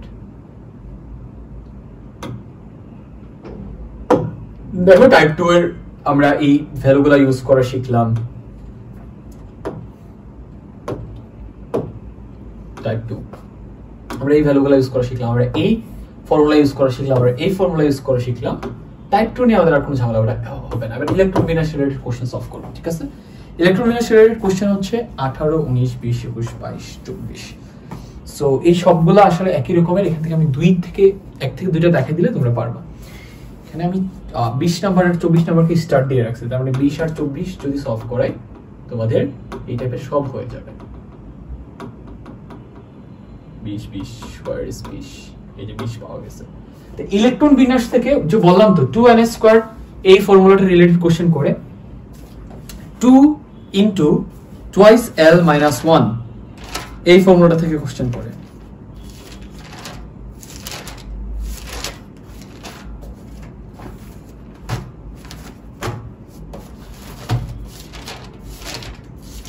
কি বললাম ভাইয়া? 2 ইনটু টুয়াইস l প্লাস 1 এই ফর্মুলা থেকে কোশ্চেন করে। তুমি যে একাডেমিক ক্লাস দেখে থাকো এই দুইটা ফর্মুলাকে তোমার খুব ভালো করে জানার কথা, ঠিক আছে? আর কি কোশ্চেন করবে? ইলেকট্রন বিন্যাসে ব্যতিক্রম আছে, ব্যতিক্রম থেকে কোশ্চেন করবে। তোমাদের ক্লাসে 1 থেকে 30 পর্যন্ত যে মৌলগুলো আছে এর মধ্যে কপার আর ক্রোমিয়ামের ইলেকট্রন বিন্যাস ব্যতিক্রম, এখান থেকে কোশ্চেন করবে, এর বাইরে থেকে আসবে না। আর ইলেকট্রন কেন 3D তে না যায় 4s এ যায় এটা রিলেটেড কোশ্চেন করবে। That's it, as simple as this. এর বাইরে ইলেকট্রন বিন্যাস থেকে কোনো কোশ্চেন নাই। ওকে, আমরা 20 সলভ করি। উদ্দীপকের আইসোটোপদের শতকরা পরিমাণ নির্ণয় করো। মাত্র আমরা এই টাইপের কোশ্চেন দেখছি, ঠিক আছে? এটা নিয়ে আমরা এখন কোনো কথা বলবো না, মাত্র দেখলাম কিছুক্ষণ আগে টাইপ 2 তে। উদ্দীপকের মৌলটির ইলেকট্রন বিন্যাস সাধারণ নিয়মের ব্যতিক্রম কিনা? কপার, ব্যতিক্রম। আবারও বলি 1 থেকে 30 পর্যন্ত ক্রোমিয়াম আর কপারের ইলেকট্রন বিন্যাস ব্যতিক্রম, ঠিক আছে? ক্রোমিয়াম আর কপারের ইলেকট্রন বিন্যাস ব্যতিক্রম, ঠিক আছে? কেন ব্যতিক্রম সেটা বুঝতে হলে আগে আমাকে ইলেকট্রন বিন্যাস করে দেখতে হবে। ইলেকট্রন বিন্যাসটা করি, ওকে? একাডেমিক ক্লাস ভালো করে দেখে থাকলে ইলেকট্রন বিন্যাস কেমনে ধাপে ধাপে করতে হয় সব তোমার জানা আছে। আমি জাস্ট এখানে এত বিস্তারিত বলবো না, জাস্ট ইলেকট্রন বিন্যাসটা করে দিই। কপার কপার হচ্ছে কততম? ইলেকট্রন বিন্যাস করতে হলে তার পারমাণবিক সংখ্যা লাগবে। কপার হচ্ছে জিঙ্ক হচ্ছে 30, কপার হচ্ছে 29, ঠিক আছে? তার আগে হচ্ছে নিকেল 28। এটির ইলেকট্রন বিন্যাস করবো আমি। কপার 29, দেখো 1s2 2s2 2p6, 10টা হয়ে গেল, আর 19টা বাকি। thrice2 thrice p6, 18টা হয়ে গেল। এবার thrice p এর পর খুব সতর্ক থাকতে হয়, thrice d, তারপর 4s। আমরা জানি thrice p পর্যন্ত ইলেকট্রন বিন্যাসে কোনো ব্যতিক্রম দেখা যায় না, তারপরে যখনই thrice d আসে তখনই ব্যতিক্রম দেখা যায়। কেন? কারণ এবার thrice p এর পর নরমালি কোথায় যাওয়ার কথা? thrice d তে যাওয়ার কথা। বাট ইলেকট্রন বিন্যাসের আউফবাউ প্রিন্সিপাল অনুযায়ী আমরা জানি যে ইলেকট্রন আগে কম শক্তি স্তরে যায়, তারপর বেশি শক্তিটাতে যায়। thrice d এবং 4s এর মধ্যে শক্তি কম 4s এর, তারপর হচ্ছে thrice d এর শক্তি। তাহলে 4s এ আগে যাবে, তারপর thrice d তে যাবে। তাহলে বাকি থাকে কয়টা? এখান পর্যন্ত 18টা হইল, আরো বাকি থাকে 11টা ইলেকট্রন, তাই না? এখান পর্যন্ত 10, এখানে 8, 18, আরো বাকি থাকে 11টা। 11টার মধ্যে আমি এখানে 2টা দিলাম, আর বাকি থাকে কয়টা? আর বাকি থাকে 9টা। 9টা আমি এখানে দিলাম। এতক্ষণ যা করলাম এটা স্বাভাবিক নিয়ম। ইলেকট্রন বিন্যাসের এখানে আউফবাউ প্রিন্সিপাল অ্যাপ্লাই করছি, ডান, পুরোটা হয়ে গেছে। আউফবাউ প্রিন্সিপাল দিয়েই তোমাদের ক্লাসে ইলেকট্রন বিন্যাস সব করে ফেলা যায়। জাস্ট আউফবাউ প্রিন্সিপাল অনুযায়ী ছোট থেকে বড় শক্তি স্তরে ইলেকট্রন প্রবেশ করাই গেছি, ওকে? যদি এগুলাকে আবার ভাঙতে হয় তখন আমাকে হোন্ডের প্রিন্সিপাল লাগবে, পলির বর্জন নীতি লাগবে। এখানে তো ভাঙার কোনো ব্যাপার স্যাপার নাই। পরের অধ্যায়ে রাসায়নিক বন্ধন অধ্যায়ে ভাঙার ব্যাপার আসে, ওখানে হোন্ডের নীতি, পলির বর্জন নীতি লাগবে, ঠিক আছে? পর্যায় সারণীতে আসলে লাগে না। এই অধ্যায়টাতে 3rd চ্যাপ্টারে আউফবাউ নীতি ভালো করে জানলে ইলেকট্রন বিন্যাস সব করা যায়। ওকে, এখন এই ইলেকট্রন বিন্যাসটা কি কারেক্ট? না, এটা কারেক্ট না, এটা সাধারণ নিয়ম অনুযায়ী করছি। বাট এই ইলেকট্রন বিন্যাসটা সাধারণ নিয়ম অনুযায়ী করলে ভুল হয়। কেন ভুল হয়? কারণ তোমাদেরকে একাডেমিক ক্লাসে খুব ভালো করে বুঝাই বলছি যে এস পি ডি এফ এগুলা half or full field, half field or full field থাকলে বেশি স্টেবল হয়। এস হচ্ছে, তাহলে এস এর সর্বোচ্চ কয়টা থাকতে পারে? 2টা। তাহলে এস হয় 0 আর না হয় 1 আর না হয় 2 তে বেশি স্টেবল। পি হয় 0 আর না হয় 1 আর না হয় পি হয় 0 আর না হয় 3 আর না হয় 6 এ বেশি স্টেবল। ডি তে কয়টা থাকতে পারে? 10টা। তাহলে সে হয় 0 আর না হয় 5 আর না হয় 10 এ বেশি স্টেবল। এফ থাকতে পারে 14টা, সে হয় 0 আর না হয় 7 আর না হয় 14 এ বেশি স্টেবল। ঠিক আছে, তো এখানে তুমি দেখো 4s2 ফুল আছে, সে স্টেবল, যথেষ্ট স্টেবল। কিন্তু 3d ডি দেখো 0 5 10 কোনটার সাথে মিলতেছে না, তারপরে সে স্টেবল না। বাট আমরা যদি এটাকে এভাবে লিখি 4s এর মধ্যে 1 দিলাম, দেখো 4s কিন্তু 2টা থাকলে স্টেবল, একটা থাকলে স্টেবল, 0টা থাকলে স্টেবল। এর 4s 2টার জায়গায় যে একটা দিলাম তাতে কোনো সমস্যা নাই, স্টিল স্টেবল। বাট 4s কে একটা দেওয়ার কারণে আমি এবার 3d তে কিন্তু 9 এর জায়গায় 10টা দিতে পারতেছি। এবার দেখো 3d কিন্তু আগে স্টেবল ছিল না, এখন কিন্তু 3d স্টেবল হয়ে গেল। তার মানে 4s এ 2টা 3d তে 9টা দেওয়ার চাইতে 4s এ একটা দিয়ে 3d তে 10টা দেওয়া বেটার, বেশি স্টেবল এই রুল অনুযায়ী। এই যে বেশি স্টেবল হওয়ার জন্য স্বাভাবিক নিয়মের মানে আউফবাউ প্রিন্সিপালের ব্যতিক্রম ঘটলো, 4s কে পরিপূর্ণ না করে 3d তে চলে গেল, এই যে ব্যতিক্রম একটা কেস হলো, এই জন্য বলে যে কপারের ইলেকট্রন বিন্যাস ব্যতিক্রম। সিমিলারলি ক্রোমিয়ামের ব্যতিক্রম। ঠিক আছে, ওকে, তাহলে আশা করি তুমি এটা এখন এক্সপ্লেইন করে লিখে দিতে পারবে। উদ্দীপকের মৌলটির ইলেকট্রন বিন্যাস সাধারণ নিয়মের ব্যতিক্রম কিনা প্রথমেই বলবা। উদ্দীপকের মৌলটি কপার, জি, এটার এক্সামের খাতায় তো জি লিখবা না, এক্সামের খাতায় লিখবা হা কপারের ইলেকট্রন বিন্যাস ব্যতিক্রম, 1 নাম্বার পাবা। 2 ইলেকট্রন বিন্যাস করবা, এটার জন্য আরো 1 নাম্বার পাবা, তোমার আরো 2 নাম্বার পাওয়া দরকার। এবার এক্সপ্লেইন করবা কেন ব্যতিক্রম হইছে, ওই এক্সপ্লেনেশনের জন্য 2 পাবা। টা প্রবলেম সলভ। ঠিক আছে, আচ্ছা, তাহলে এখান থেকে ইলেকট্রন বিন্যাস নিয়ে আমরা ইলেকট্রন বিন্যাস যে ব্যতিক্রম হয় এটা রিলেটেড একটা কোশ্চেন সলভ করলাম।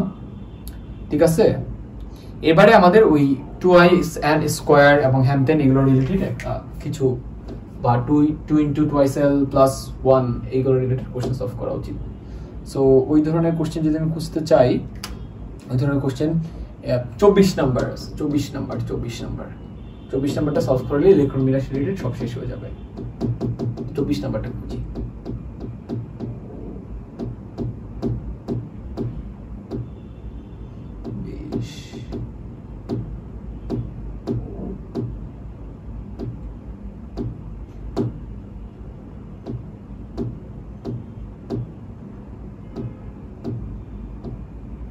এটা সলভ করি। এটা একদম খাঁটি ইলেকট্রন বিন্যাস রিলেটেড একটা কোশ্চেন। হ্যাঁ, দেখি পটাশিয়ামের ইলেকট্রন বিন্যাস পদ্ধতি 1 পদ্ধতি 2। ঠিক আছে,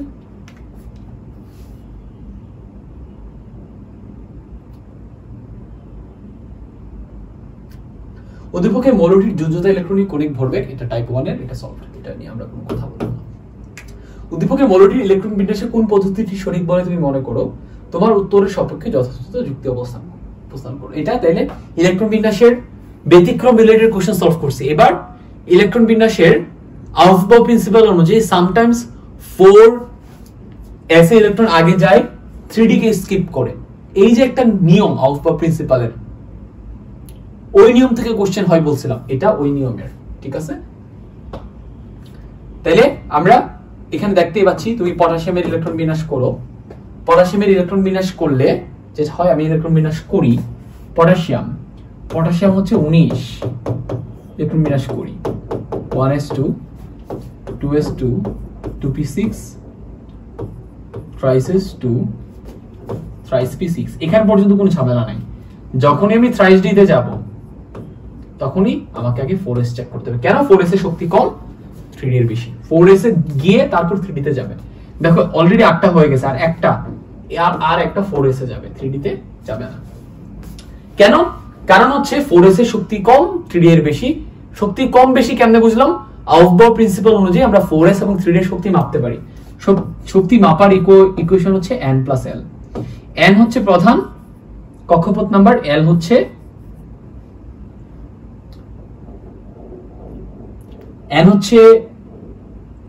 অরবিট নাম্বার, l হচ্ছে সাব অরবিট নাম্বার।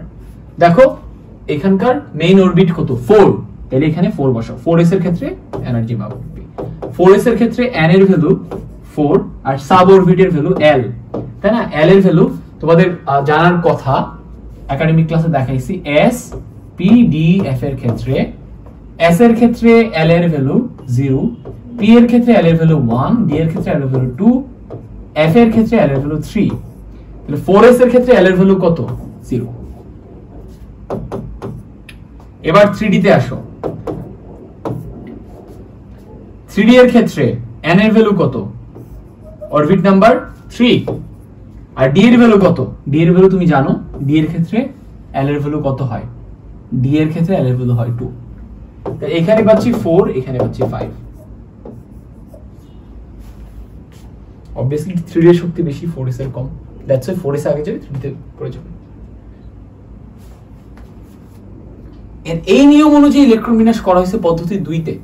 পদ্ধতি 1 এ আমি দেখতে পাচ্ছি 3d তে ইলেকট্রন চলে গেছে, 4s এ যায় নাই। ভুল হবে না।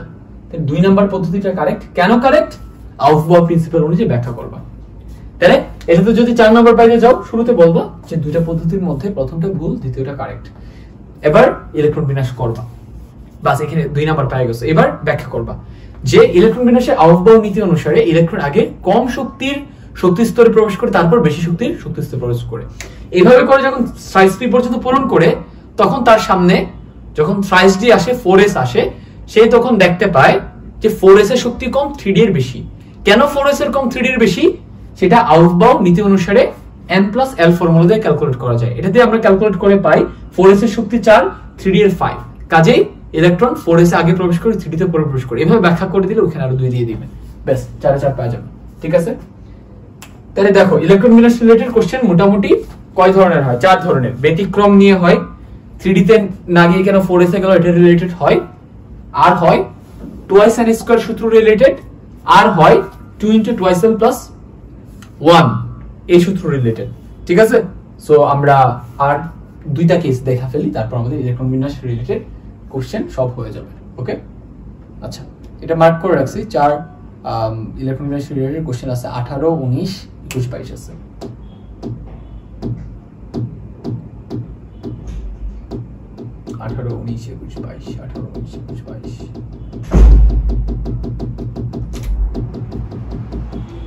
আঠারো নম্বরটা দেখি।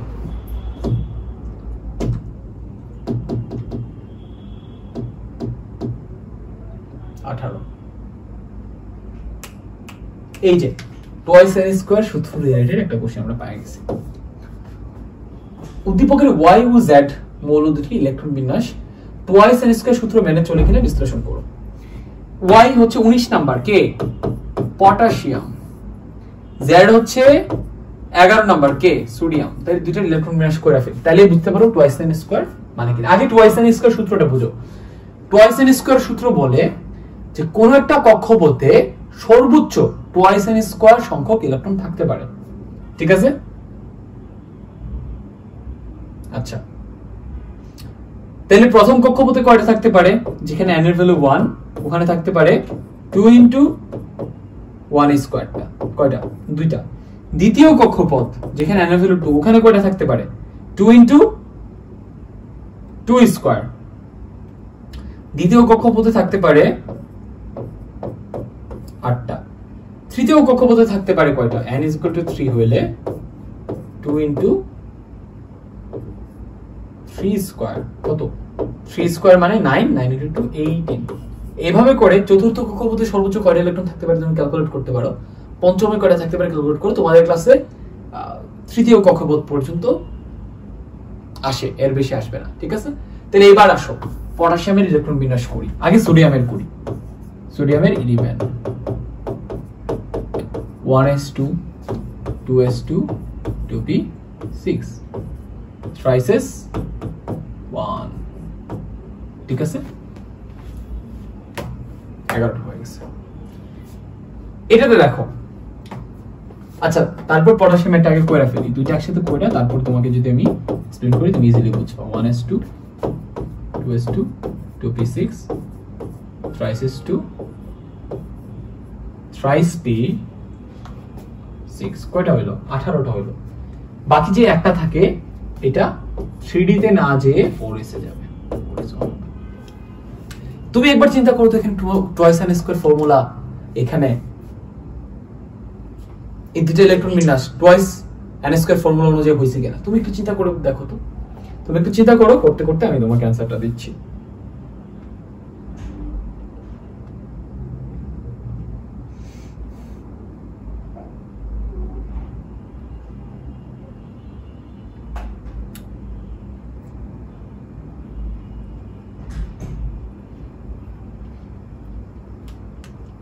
দেখো টয়েস n স্কয়ার ফর্মুলা আমাদেরকে কি বলে? বলে যে প্রতিটা কক্ষপথে সর্বোচ্চ যত সংখ্যক ইলেকট্রন থাকা সম্ভব এটা পূরণ করে তারপরের কক্ষপথে যাবে। সেই অনুযায়ী সোডিয়ামের ক্ষেত্রে প্রথম কক্ষপথে সর্বোচ্চ 2টা থাকতে পারে টয়েস n স্কয়ার অনুযায়ী, এই যে দুইটা পূরণ করে তারপর সে দ্বিতীয় কক্ষপথে গেছে। দ্বিতীয় কক্ষপথে সর্বোচ্চ কয়টা থাকতে পারে? 8টা। সেই 8টা পূরণ করে সে তৃতীয় কক্ষপথে গেছে। সুন্দর মতো টয়েস n স্কয়ার মানছে। বাট এটার ক্ষেত্রে দেখো, এখানে প্রথম কক্ষপথে সর্বোচ্চ যে কয়টা থাকতে পারে, 2টা থাকতে পারে, সেটা পূরণ করছে। করে দ্বিতীয় কক্ষপথে সর্বোচ্চ টয়েস n স্কয়ার অনুযায়ী 8টা থাকতে পারে, সেটা সে পূরণ করছে। করে তৃতীয় কক্ষপথে টয়েস n স্কয়ার অনুযায়ী সর্বোচ্চ থাকতে পারে 18টা। তৃতীয় কক্ষপথে সে 18টা পূরণ না করেই সে পরেরটাতে চলে গেছে, তাই না? এখানে 8টা আছে, থাকতে পারে সর্বোচ্চ 18টা। 18টা পূরণ না করে সে পরেরটাতে চলে গেছে। তার মানে এখানে টয়েস n স্কয়ার সূত্র খাটে না। টয়েস n স্কয়ারের সূত্র খাটে শুধুমাত্র 18তম মৌল পর্যন্ত। 18তম পর্যন্ত কে আছে? আর্গন। আর্গন পর্যন্ত টয়েস n স্কয়ার সূত্র মানে, তারপর 19 থেকে বাকিগুলো টয়েস n স্কয়ার সূত্র মানে না। ঠিক আছে, এটা মাথায় রেখো। ওকে, তাইলে সোডিয়াম মানলেও পটাশিয়াম মানে না। কেন মানে না? কারণ পটাশিয়ামের তৃতীয় কক্ষপথে টয়েস n স্কয়ার সূত্র অনুযায়ী 18টা পূরণ করে তারপরে যাওয়ার কথা। বাট এখানে এটা হয় নাই, 18টা পূরণ না করে 8টা পূরণ করে চলে গেছে, তার মানে নাই। সো 19 থেকে বাকি যে মৌলগুলো আছে এদের কেউ কেউ মানে, কেউ কেউ মানে না। ঠিক আছে, সবাই যে মানে না তা না, কাউকে কাউকে আবার খুঁজে পাবা যে মানে। ঠিক আছে, এটা ইন্ডিভিজুয়ালি তোমাকে ইলেকট্রন বিন্যাস করে করে দেখতে হবে। ঠিক আছে, তো টয়েস n স্কয়ার সূত্র রিলেটেড কোশ্চেনও দেখে ফেললাম। এবার finally twice into twice l plus 1 এটা রিলেটেড কোশ্চেন আমরা দেখব। ঠিক আছে, এটা কত? 18 নাম্বার, তাহলে 19 নাম্বারটা প্রবাবলি ওইটা।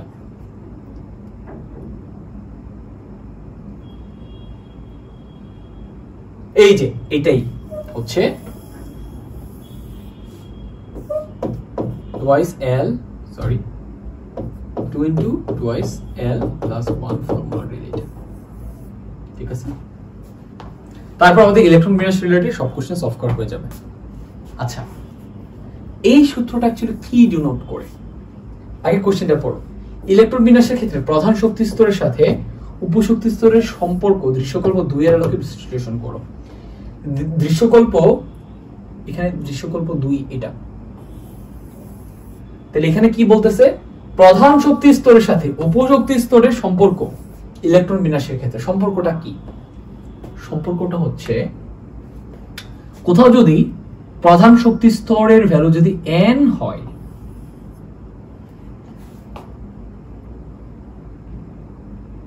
তুমি যদি সেই প্রধান শক্তি স্তরকে ইলেকট্রন বিন্যাস করতে চাও, সেখানে তোমাকে উপস্তরে যাইতে হবে।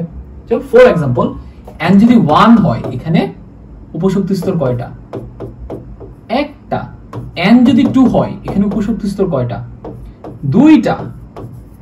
n যদি 3 হয়, এখানে উপশক্তি স্তর কয়টা? 3টা। n যদি 4 হয় এখানে উপশক্তি স্তর কয়টা?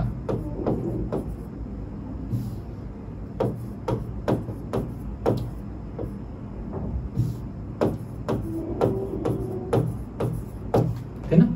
তার মানে তুমি যখন ইলেকট্রন বিন্যাস করতে যাবা তোমাকে তো উপশক্তি স্তরে ইলেকট্রনগুলো প্রবেশ করাইতে হবে, ইলেকট্রনগুলোকে বিন্যাস করতে হবে।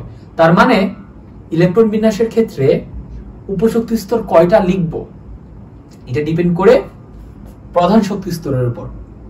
প্রধান শক্তি স্তরের ভ্যালু এর উপর ডিপেন্ড করে উপশক্তি স্তর কয়টা হবে। এই যে প্রধান শক্তি স্তরের ভ্যালু এবং উপশক্তি স্তরের সংখ্যা, এটার মধ্যে একটা সম্পর্ক আছে। এই সম্পর্কটা এখানে অ্যানালাইজ করতে বলতেছে। ওই অনুযায়ী ইলেকট্রন বিন্যাস কি হবে, কোথায় করে ইলেকট্রন থাকবে এটা এক্সপ্লেইন করতে বলতেছে। ঠিক আছে, তাহলে কি বুঝলা? দেখো, যখন n এর ভ্যালু 1 তখন আমরা উপশক্তি স্তর একটা পাচ্ছি, যখন n এর ভ্যালু 2 তখন উপশক্তি স্তর আমরা দুইটা পাচ্ছি, যখন n এর ভ্যালু 3 তখন উপশক্তি স্তর আমরা তিনটা পাচ্ছি, যখন n এর ভ্যালু 4 তখন আমরা উপশক্তি স্তর চারটা পাচ্ছি। তাহলে প্রধান শক্তি স্তরের ভ্যালু যত, উপশক্তি স্তর আমরা ততটাই পাবো। ঠিক আছে, এবারে আসো উপশক্তি স্তরের ভ্যালু L এর ভ্যালুর সাথে প্রধান শক্তি স্তরের সম্পর্কটা কি এটা দেখি।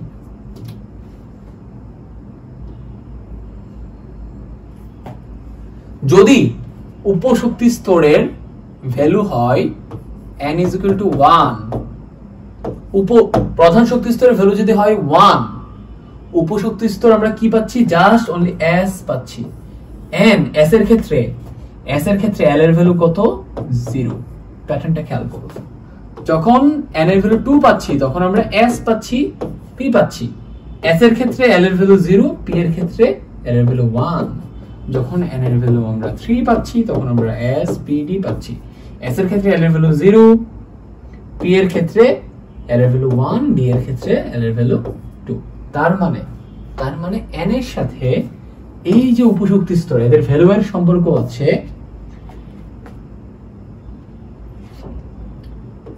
L আমরা পাবো কত? L পাবো 0 থেকে n-1 পর্যন্ত।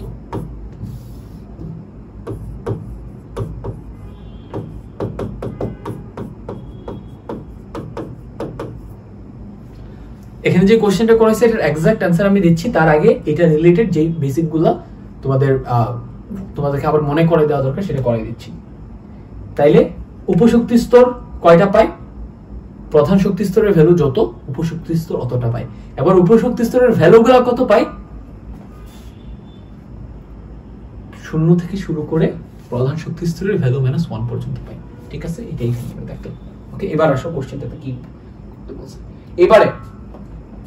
এইবারে ওই যে 2 × 2l + 1 এই ফর্মুলাটা কোত্থেকে আসছে? ভাইয়া দেখো তো, এই s এ কয়টা ইলেকট্রন থাকতে পারে? s এ ইলেকট্রন থাকতে পারে, আমি এখানে লিখি s এ ইলেকট্রন থাকতে পারে 2টা, p তে থাকতে পারে 6টা, d তে থাকতে পারে 10টা, f এ থাকতে পারে 14টা। এটা কোত্থেকে আসলো? এইটাই আসছে হচ্ছে 2 × 2l + 1 ফর্মুলা থেকে। L এর ভ্যালু যদি 0 হয়, দেখো টোটালটা ক্যালকুলেট করলে 2 আসে, তার মানে s এ 2টা ইলেকট্রন থাকতে পারে। L এর ভ্যালু যদি 1 হয়, তার মানে p 1 বসে এটা ক্যালকুলেট করলে 6 পাবা, তার মানে p তে 6টা থাকতে পারে। L এর ভ্যালু যদি 2 হয়, তার মানে হচ্ছে d, এখানে 2 বসাও 10 পাবা, তার মানে d তে 10টা ইলেকট্রন থাকতে পারে সর্বোচ্চ। L এর ভ্যালু যদি 3 হয়,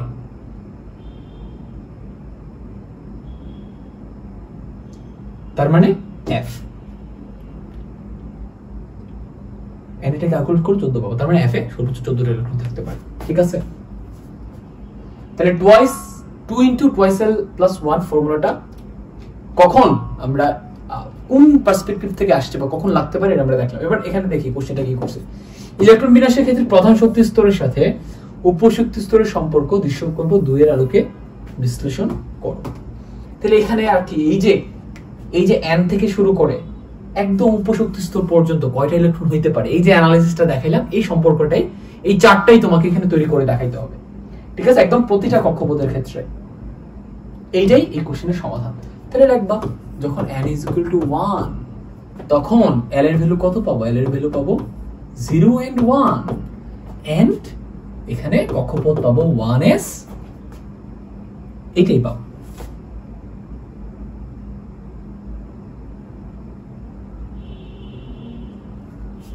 n এর ভ্যালু 1 হইলে l এর ভ্যালু আমরা কয়টা পাই? একটা পাই, 0 থেকে n-1 পর্যন্ত, 0 থেকে n-1, n এর ভ্যালু 1, 1 - 1 0, তার মানে 0 থেকে 0 পর্যন্ত একটাই পাবো। যখন আমাদের n এর ভ্যালু 2 তখন আমরা l এর ভ্যালু পাই 0 থেকে n-1 পর্যন্ত, মানে 1 পর্যন্ত। যখন n এর ভ্যালু 3 তখন আমরা l এর ভ্যালু পাই 0 থেকে n-1 পর্যন্ত, মানে 0 1 2 পর্যন্ত। ডান। এই যে দেখো প্রধান কক্ষপথের সাথে উপশক্তি স্তরের ইলেকট্রন বিন্যাসের সম্পর্ক কিন্তু আমরা লিখতেছি। তাহলে এখানে দুইটা পাবো, 2s 2p, এখানে পাবো 3s 3p 3d। ডান। এবার প্রতিটাতে কয়টা করে ইলেকট্রন থাকবে এখানে লিখে দাও। 1s ইলেকট্রন কয়টা থাকবে? 1s ইলেকট্রন থাকবে, s এর ভ্যালু যেহেতু এই ফর্মুলা অনুযায়ী লেখো 2 * 2s + 1। তাহলে 1s এ কয়টা ইলেকট্রন থাকতে পারবে? 1s ইলেকট্রন থাকতে পারবে 2 * 0 + 1, দুটো থাকতে পারবে। এখানে 2s এ কয়টা থাকতে পারবে? 2p তে কয়টা থাকতে পারে? ক্যালকুলেট করে, এটাতে দুইটা থাকতে পারবে, এটাতে থাকতে পারবে 6টা, এখানে থাকতে পারবে 2টা, 6টা, 10টা, এই ফর্মুলা অনুযায়ী। ঠিক আছে, তাহলে এইভাবে একটা টেবিল তৈরি হবে। ঠিক আছে, এই টেবিলটাই হচ্ছে এই কোশ্চেনের অ্যানসার।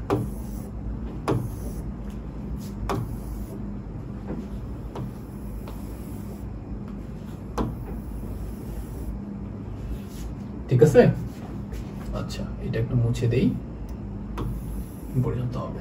তাহলে এখানে একটা ঘর হবে, এখানে হচ্ছে প্রধান কক্ষপথ,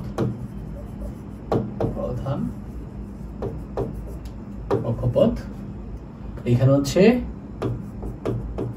উপ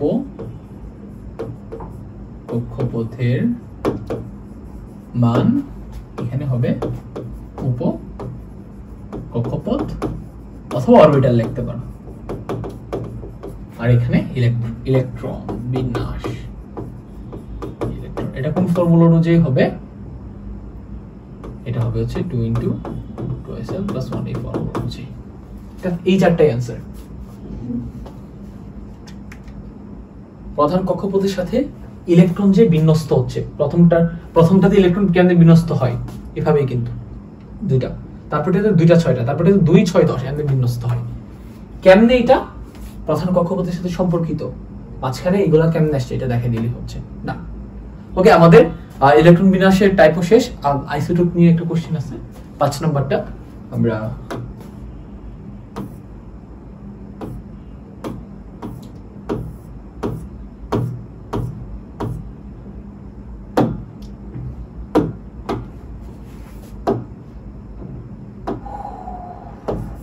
শেষ। আইসোটোপ নিয়ে 5 নাম্বার একটা কোশ্চেন আছে, ওইটা নিয়ে কথা বলে দিই। তাইলে হচ্ছে 5 নাম্বার, উদ্দীপকের x এ অবস্থিত মৌলসমূহের গুরুত্ব বিশ্লেষণ করো। x এ কি আছে? টেকনিশিয়াম আছে, কোবাল্ট আছে, ইউরেনিয়াম আছে।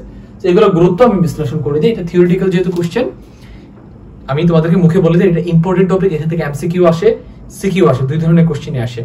যেহেতু থিওরিটিক্যাল কোশ্চেন, তোমার উচিত হবে অ্যান্সারটা কোনো একটা বই থেকে পড়ে ফেলা বা মূল বই থেকে দেখে নেওয়া। তাও আমি তোমাকে যতটুকু সম্ভব সামারাইজ করে দিচ্ছি। আচ্ছা, এখানে প্রথম যেই আইসোটোপটা আছে টেকনিশিয়াম,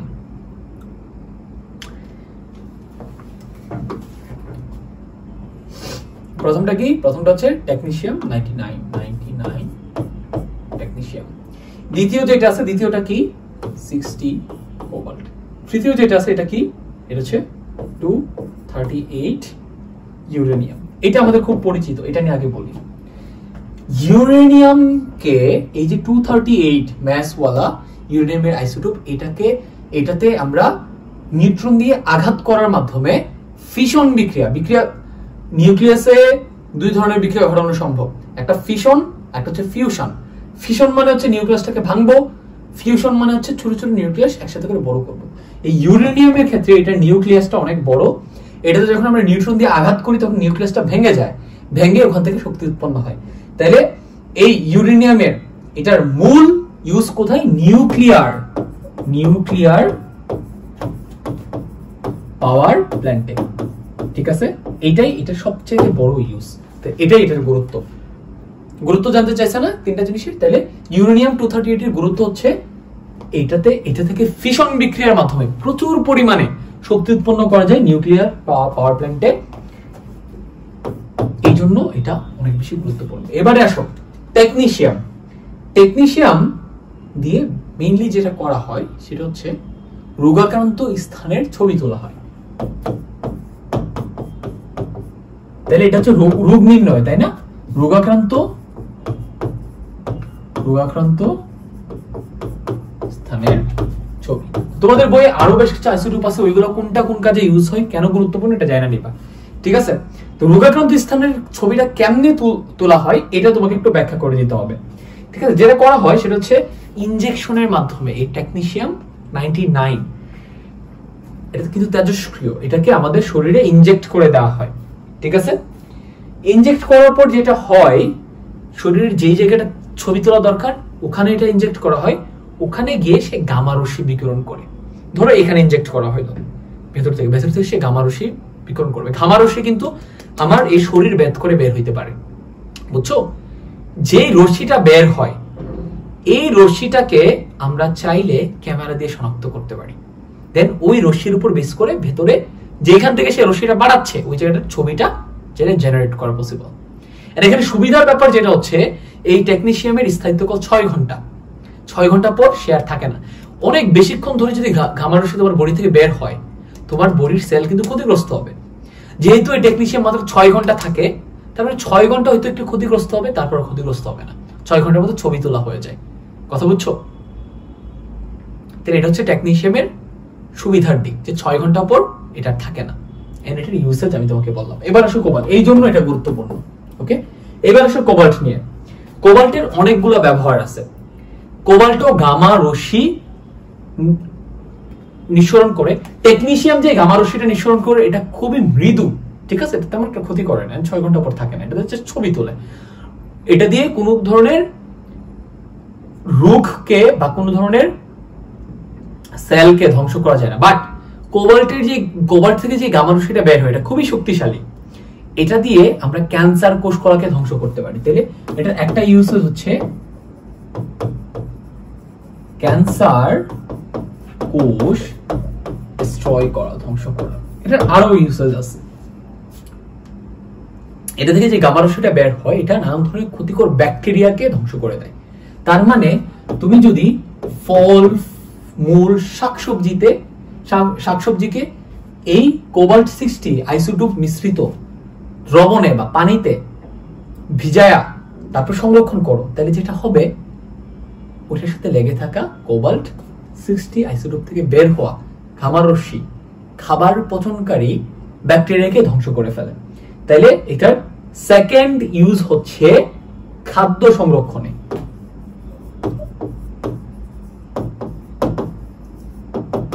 আর কোথায় ইউজ করা যায়? পোল্ট্রি ফার্মে।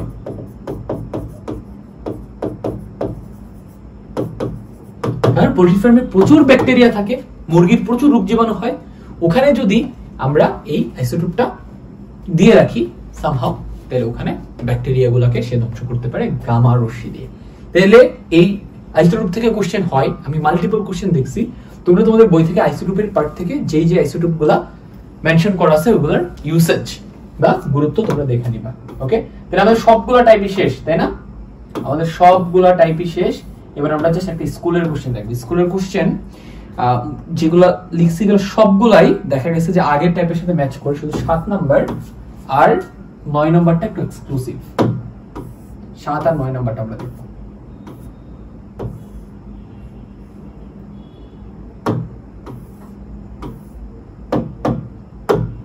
এগুলো আমরা সলভ করছি। হ্যাঁ, এইগুলো আমরা সলভ করছি, মাত্র আমরা এগুলো সম্পর্কে জানলাম। সো ফসফরাস, ইউরেনিয়াম এগুলো তোমরা দেখে নিবা, আমরা মাত্র এগুলো যদিও কথা বলছি। 7 নাম্বারটা একটু সলভ করা দরকার। এই যে একটি মৌল যার সংকেত A4, এর একটি একটা অণুর ভর এত, এবং এর একটি নিউক্লিয়াসে নিউট্রন সংখ্যা প্রোটন সংখ্যা অপেক্ষা একটি বেশি। এ মৌলটি শনাক্ত করো। এ মৌলটি শনাক্ত করতে হলে এ মৌলের আমাকে কি জানতে হবে? প্রোটন সংখ্যা জানতে হবে। এই টাইপ কোশ্চেন কিন্তু আমরা সলভ করছি, বাট এটা একটু ডাটাটা একটু ডিফারেন্টলি দেওয়া আছে। স্কুলের কোশ্চেন তো একটু প্যাচার্ন, ঠিক আছে, বাট মূল কথা কিন্তু আমরা জানি। তাহলে এখানে এ মৌলটি শনাক্ত করার জন্য এটা প্রোটন সংখ্যা আমার জানা লাগবে। প্রোটন সংখ্যা আমি কেমনে বের করব? এর একটা অণুর ভর যদি এটা হয়, এই যে একটা অণুর ভর যে 2.0758 ইন্টু 10⁻⁻22 দেওয়া আছে, এটাকে যদি 4 দিয়ে ভাগ দেই তাহলে কি আমি এর একটা পরমাণুর ভর জানবো। আর যখন আমি একটা পরমাণুর ভর আমি জানি, এটা কিন্তু প্রকৃত ভর, জিনিসটা বুঝছো। যখন আমি একটা পরমাণুর ভর জানি, তখন সেই একটা পরমাণুর ভর ইজ ইকুয়াল টু কি? প্রোটন সংখ্যা ইনটু প্রোটনের ভর প্লাস নিউট্রন সংখ্যা ইনটু নিউট্রনের ভর, তাই না? আমার প্রোটন সংখ্যা বের করা দরকার। এখন দেখো ভাইয়া, এখানে একটা ক্লু দেওয়া আছে, সেটা হচ্ছে এটার একটা নিউক্লিয়াসে নিউট্রন সংখ্যা প্রোটন সংখ্যা অপেক্ষা একটু বেশি। তাহলে নিউট্রন সংখ্যাটাকে আমি এটাতে রিপ্লেস করে দিতে পারি, Np + 1 ইনটু এটা ইজ ইকুয়াল টু এই ভ্যালু। এখানে কোন ভ্যালুটা বসাবো? অণুর ভরকে 4 দিয়ে ভাগ দিলে যেটা পাবো, একটা পরমাণুর ভর এখানে বসাবো। এটার ভ্যালু আমি জানি, এটার ভ্যালু কিন্তু আমি জানি প্রোটনের ভর। প্রোটন সংখ্যা ইনটু প্রোটন ভর প্লাস নিউট্রন সংখ্যা ইনটু নিউট্রনের ভর, তাহলে টোটাল পরমাণুর নিউক্লিয়াসের ভরটা আমি পাই। তো এটার ভ্যালু আমি জানি 1.673 ইনটু 10⁻⁻24 গ্রামস। এটার ভর আমি জানি 1.675 ইনটু 10⁻⁻24 গ্রামস। ঠিক আছে, এটার ভ্যালু কোশ্চেনে ক্যালকুলেট করা যাবে। এই পুরো ইকুয়েশনে এনপি ছাড়া অন্য কোনো আননোন নাই, এখান থেকে এনপি পাওয়া যাবে। এনপি এর ভ্যালু কত আসবে আমি তোমাকে বলে দিচ্ছি। এটা কত নাম্বার? 7 নাম্বার না? তো এটা একটু ডিফারেন্টলি দেওয়া ছিল, বাট বোর্ডের কোশ্চেন সব সলভ করলে তুমি স্কুলের কোশ্চেন পারবা। ওকে, স্কুলের কোশ্চেন সলভ আগে জীবনও করতে যাবে না। বোর্ডের কোশ্চেন 3 থেকে 4 বার করা হয়ে গেলে স্কুলের কোশ্চেন করতে যাবা। এন্ড স্কুলের কোশ্চেন যেগুলো বোর্ডের কোশ্চেনের সাথে রিলেটেড ওইগুলাই করবা, যেগুলো রিলেটেড না ওইগুলো করবা না, ওইগুলো জীবনেও আসে না, বুঝছো? তাহলে এটা পাওয়া যাবে হচ্ছে 15 হচ্ছে ফসফরাস। কে? এটা হচ্ছে ফসফরাস। ওকে, ডান।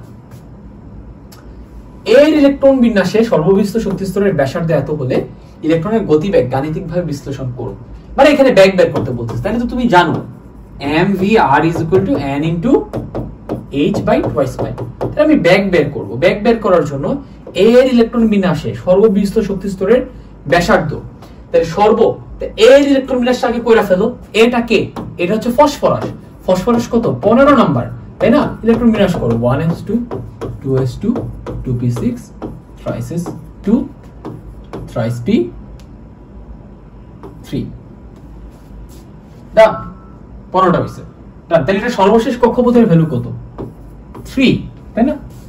তাহলে এখানে n এর ভ্যালু 3 বসাই দাও, h এর ভ্যালু 6.626 × 10⁻34 এটা জানি, পায়ের ভ্যালু 3.1416। ঠিক আছে, আচ্ছা। ইলেকট্রনের ভর কি আমি জানি? 9.1 × 10⁻28 গ্রামস। আর এর ভ্যালু কি আমি জানি? 4.77 অ্যাংস্ট্রম দেওয়া আছে। অ্যাংস্ট্রম কে মিটারে নিলে হয় 10⁻10। তার মানে আর এর ভ্যালু আমি জানি কত? 4.77 × 10⁻10।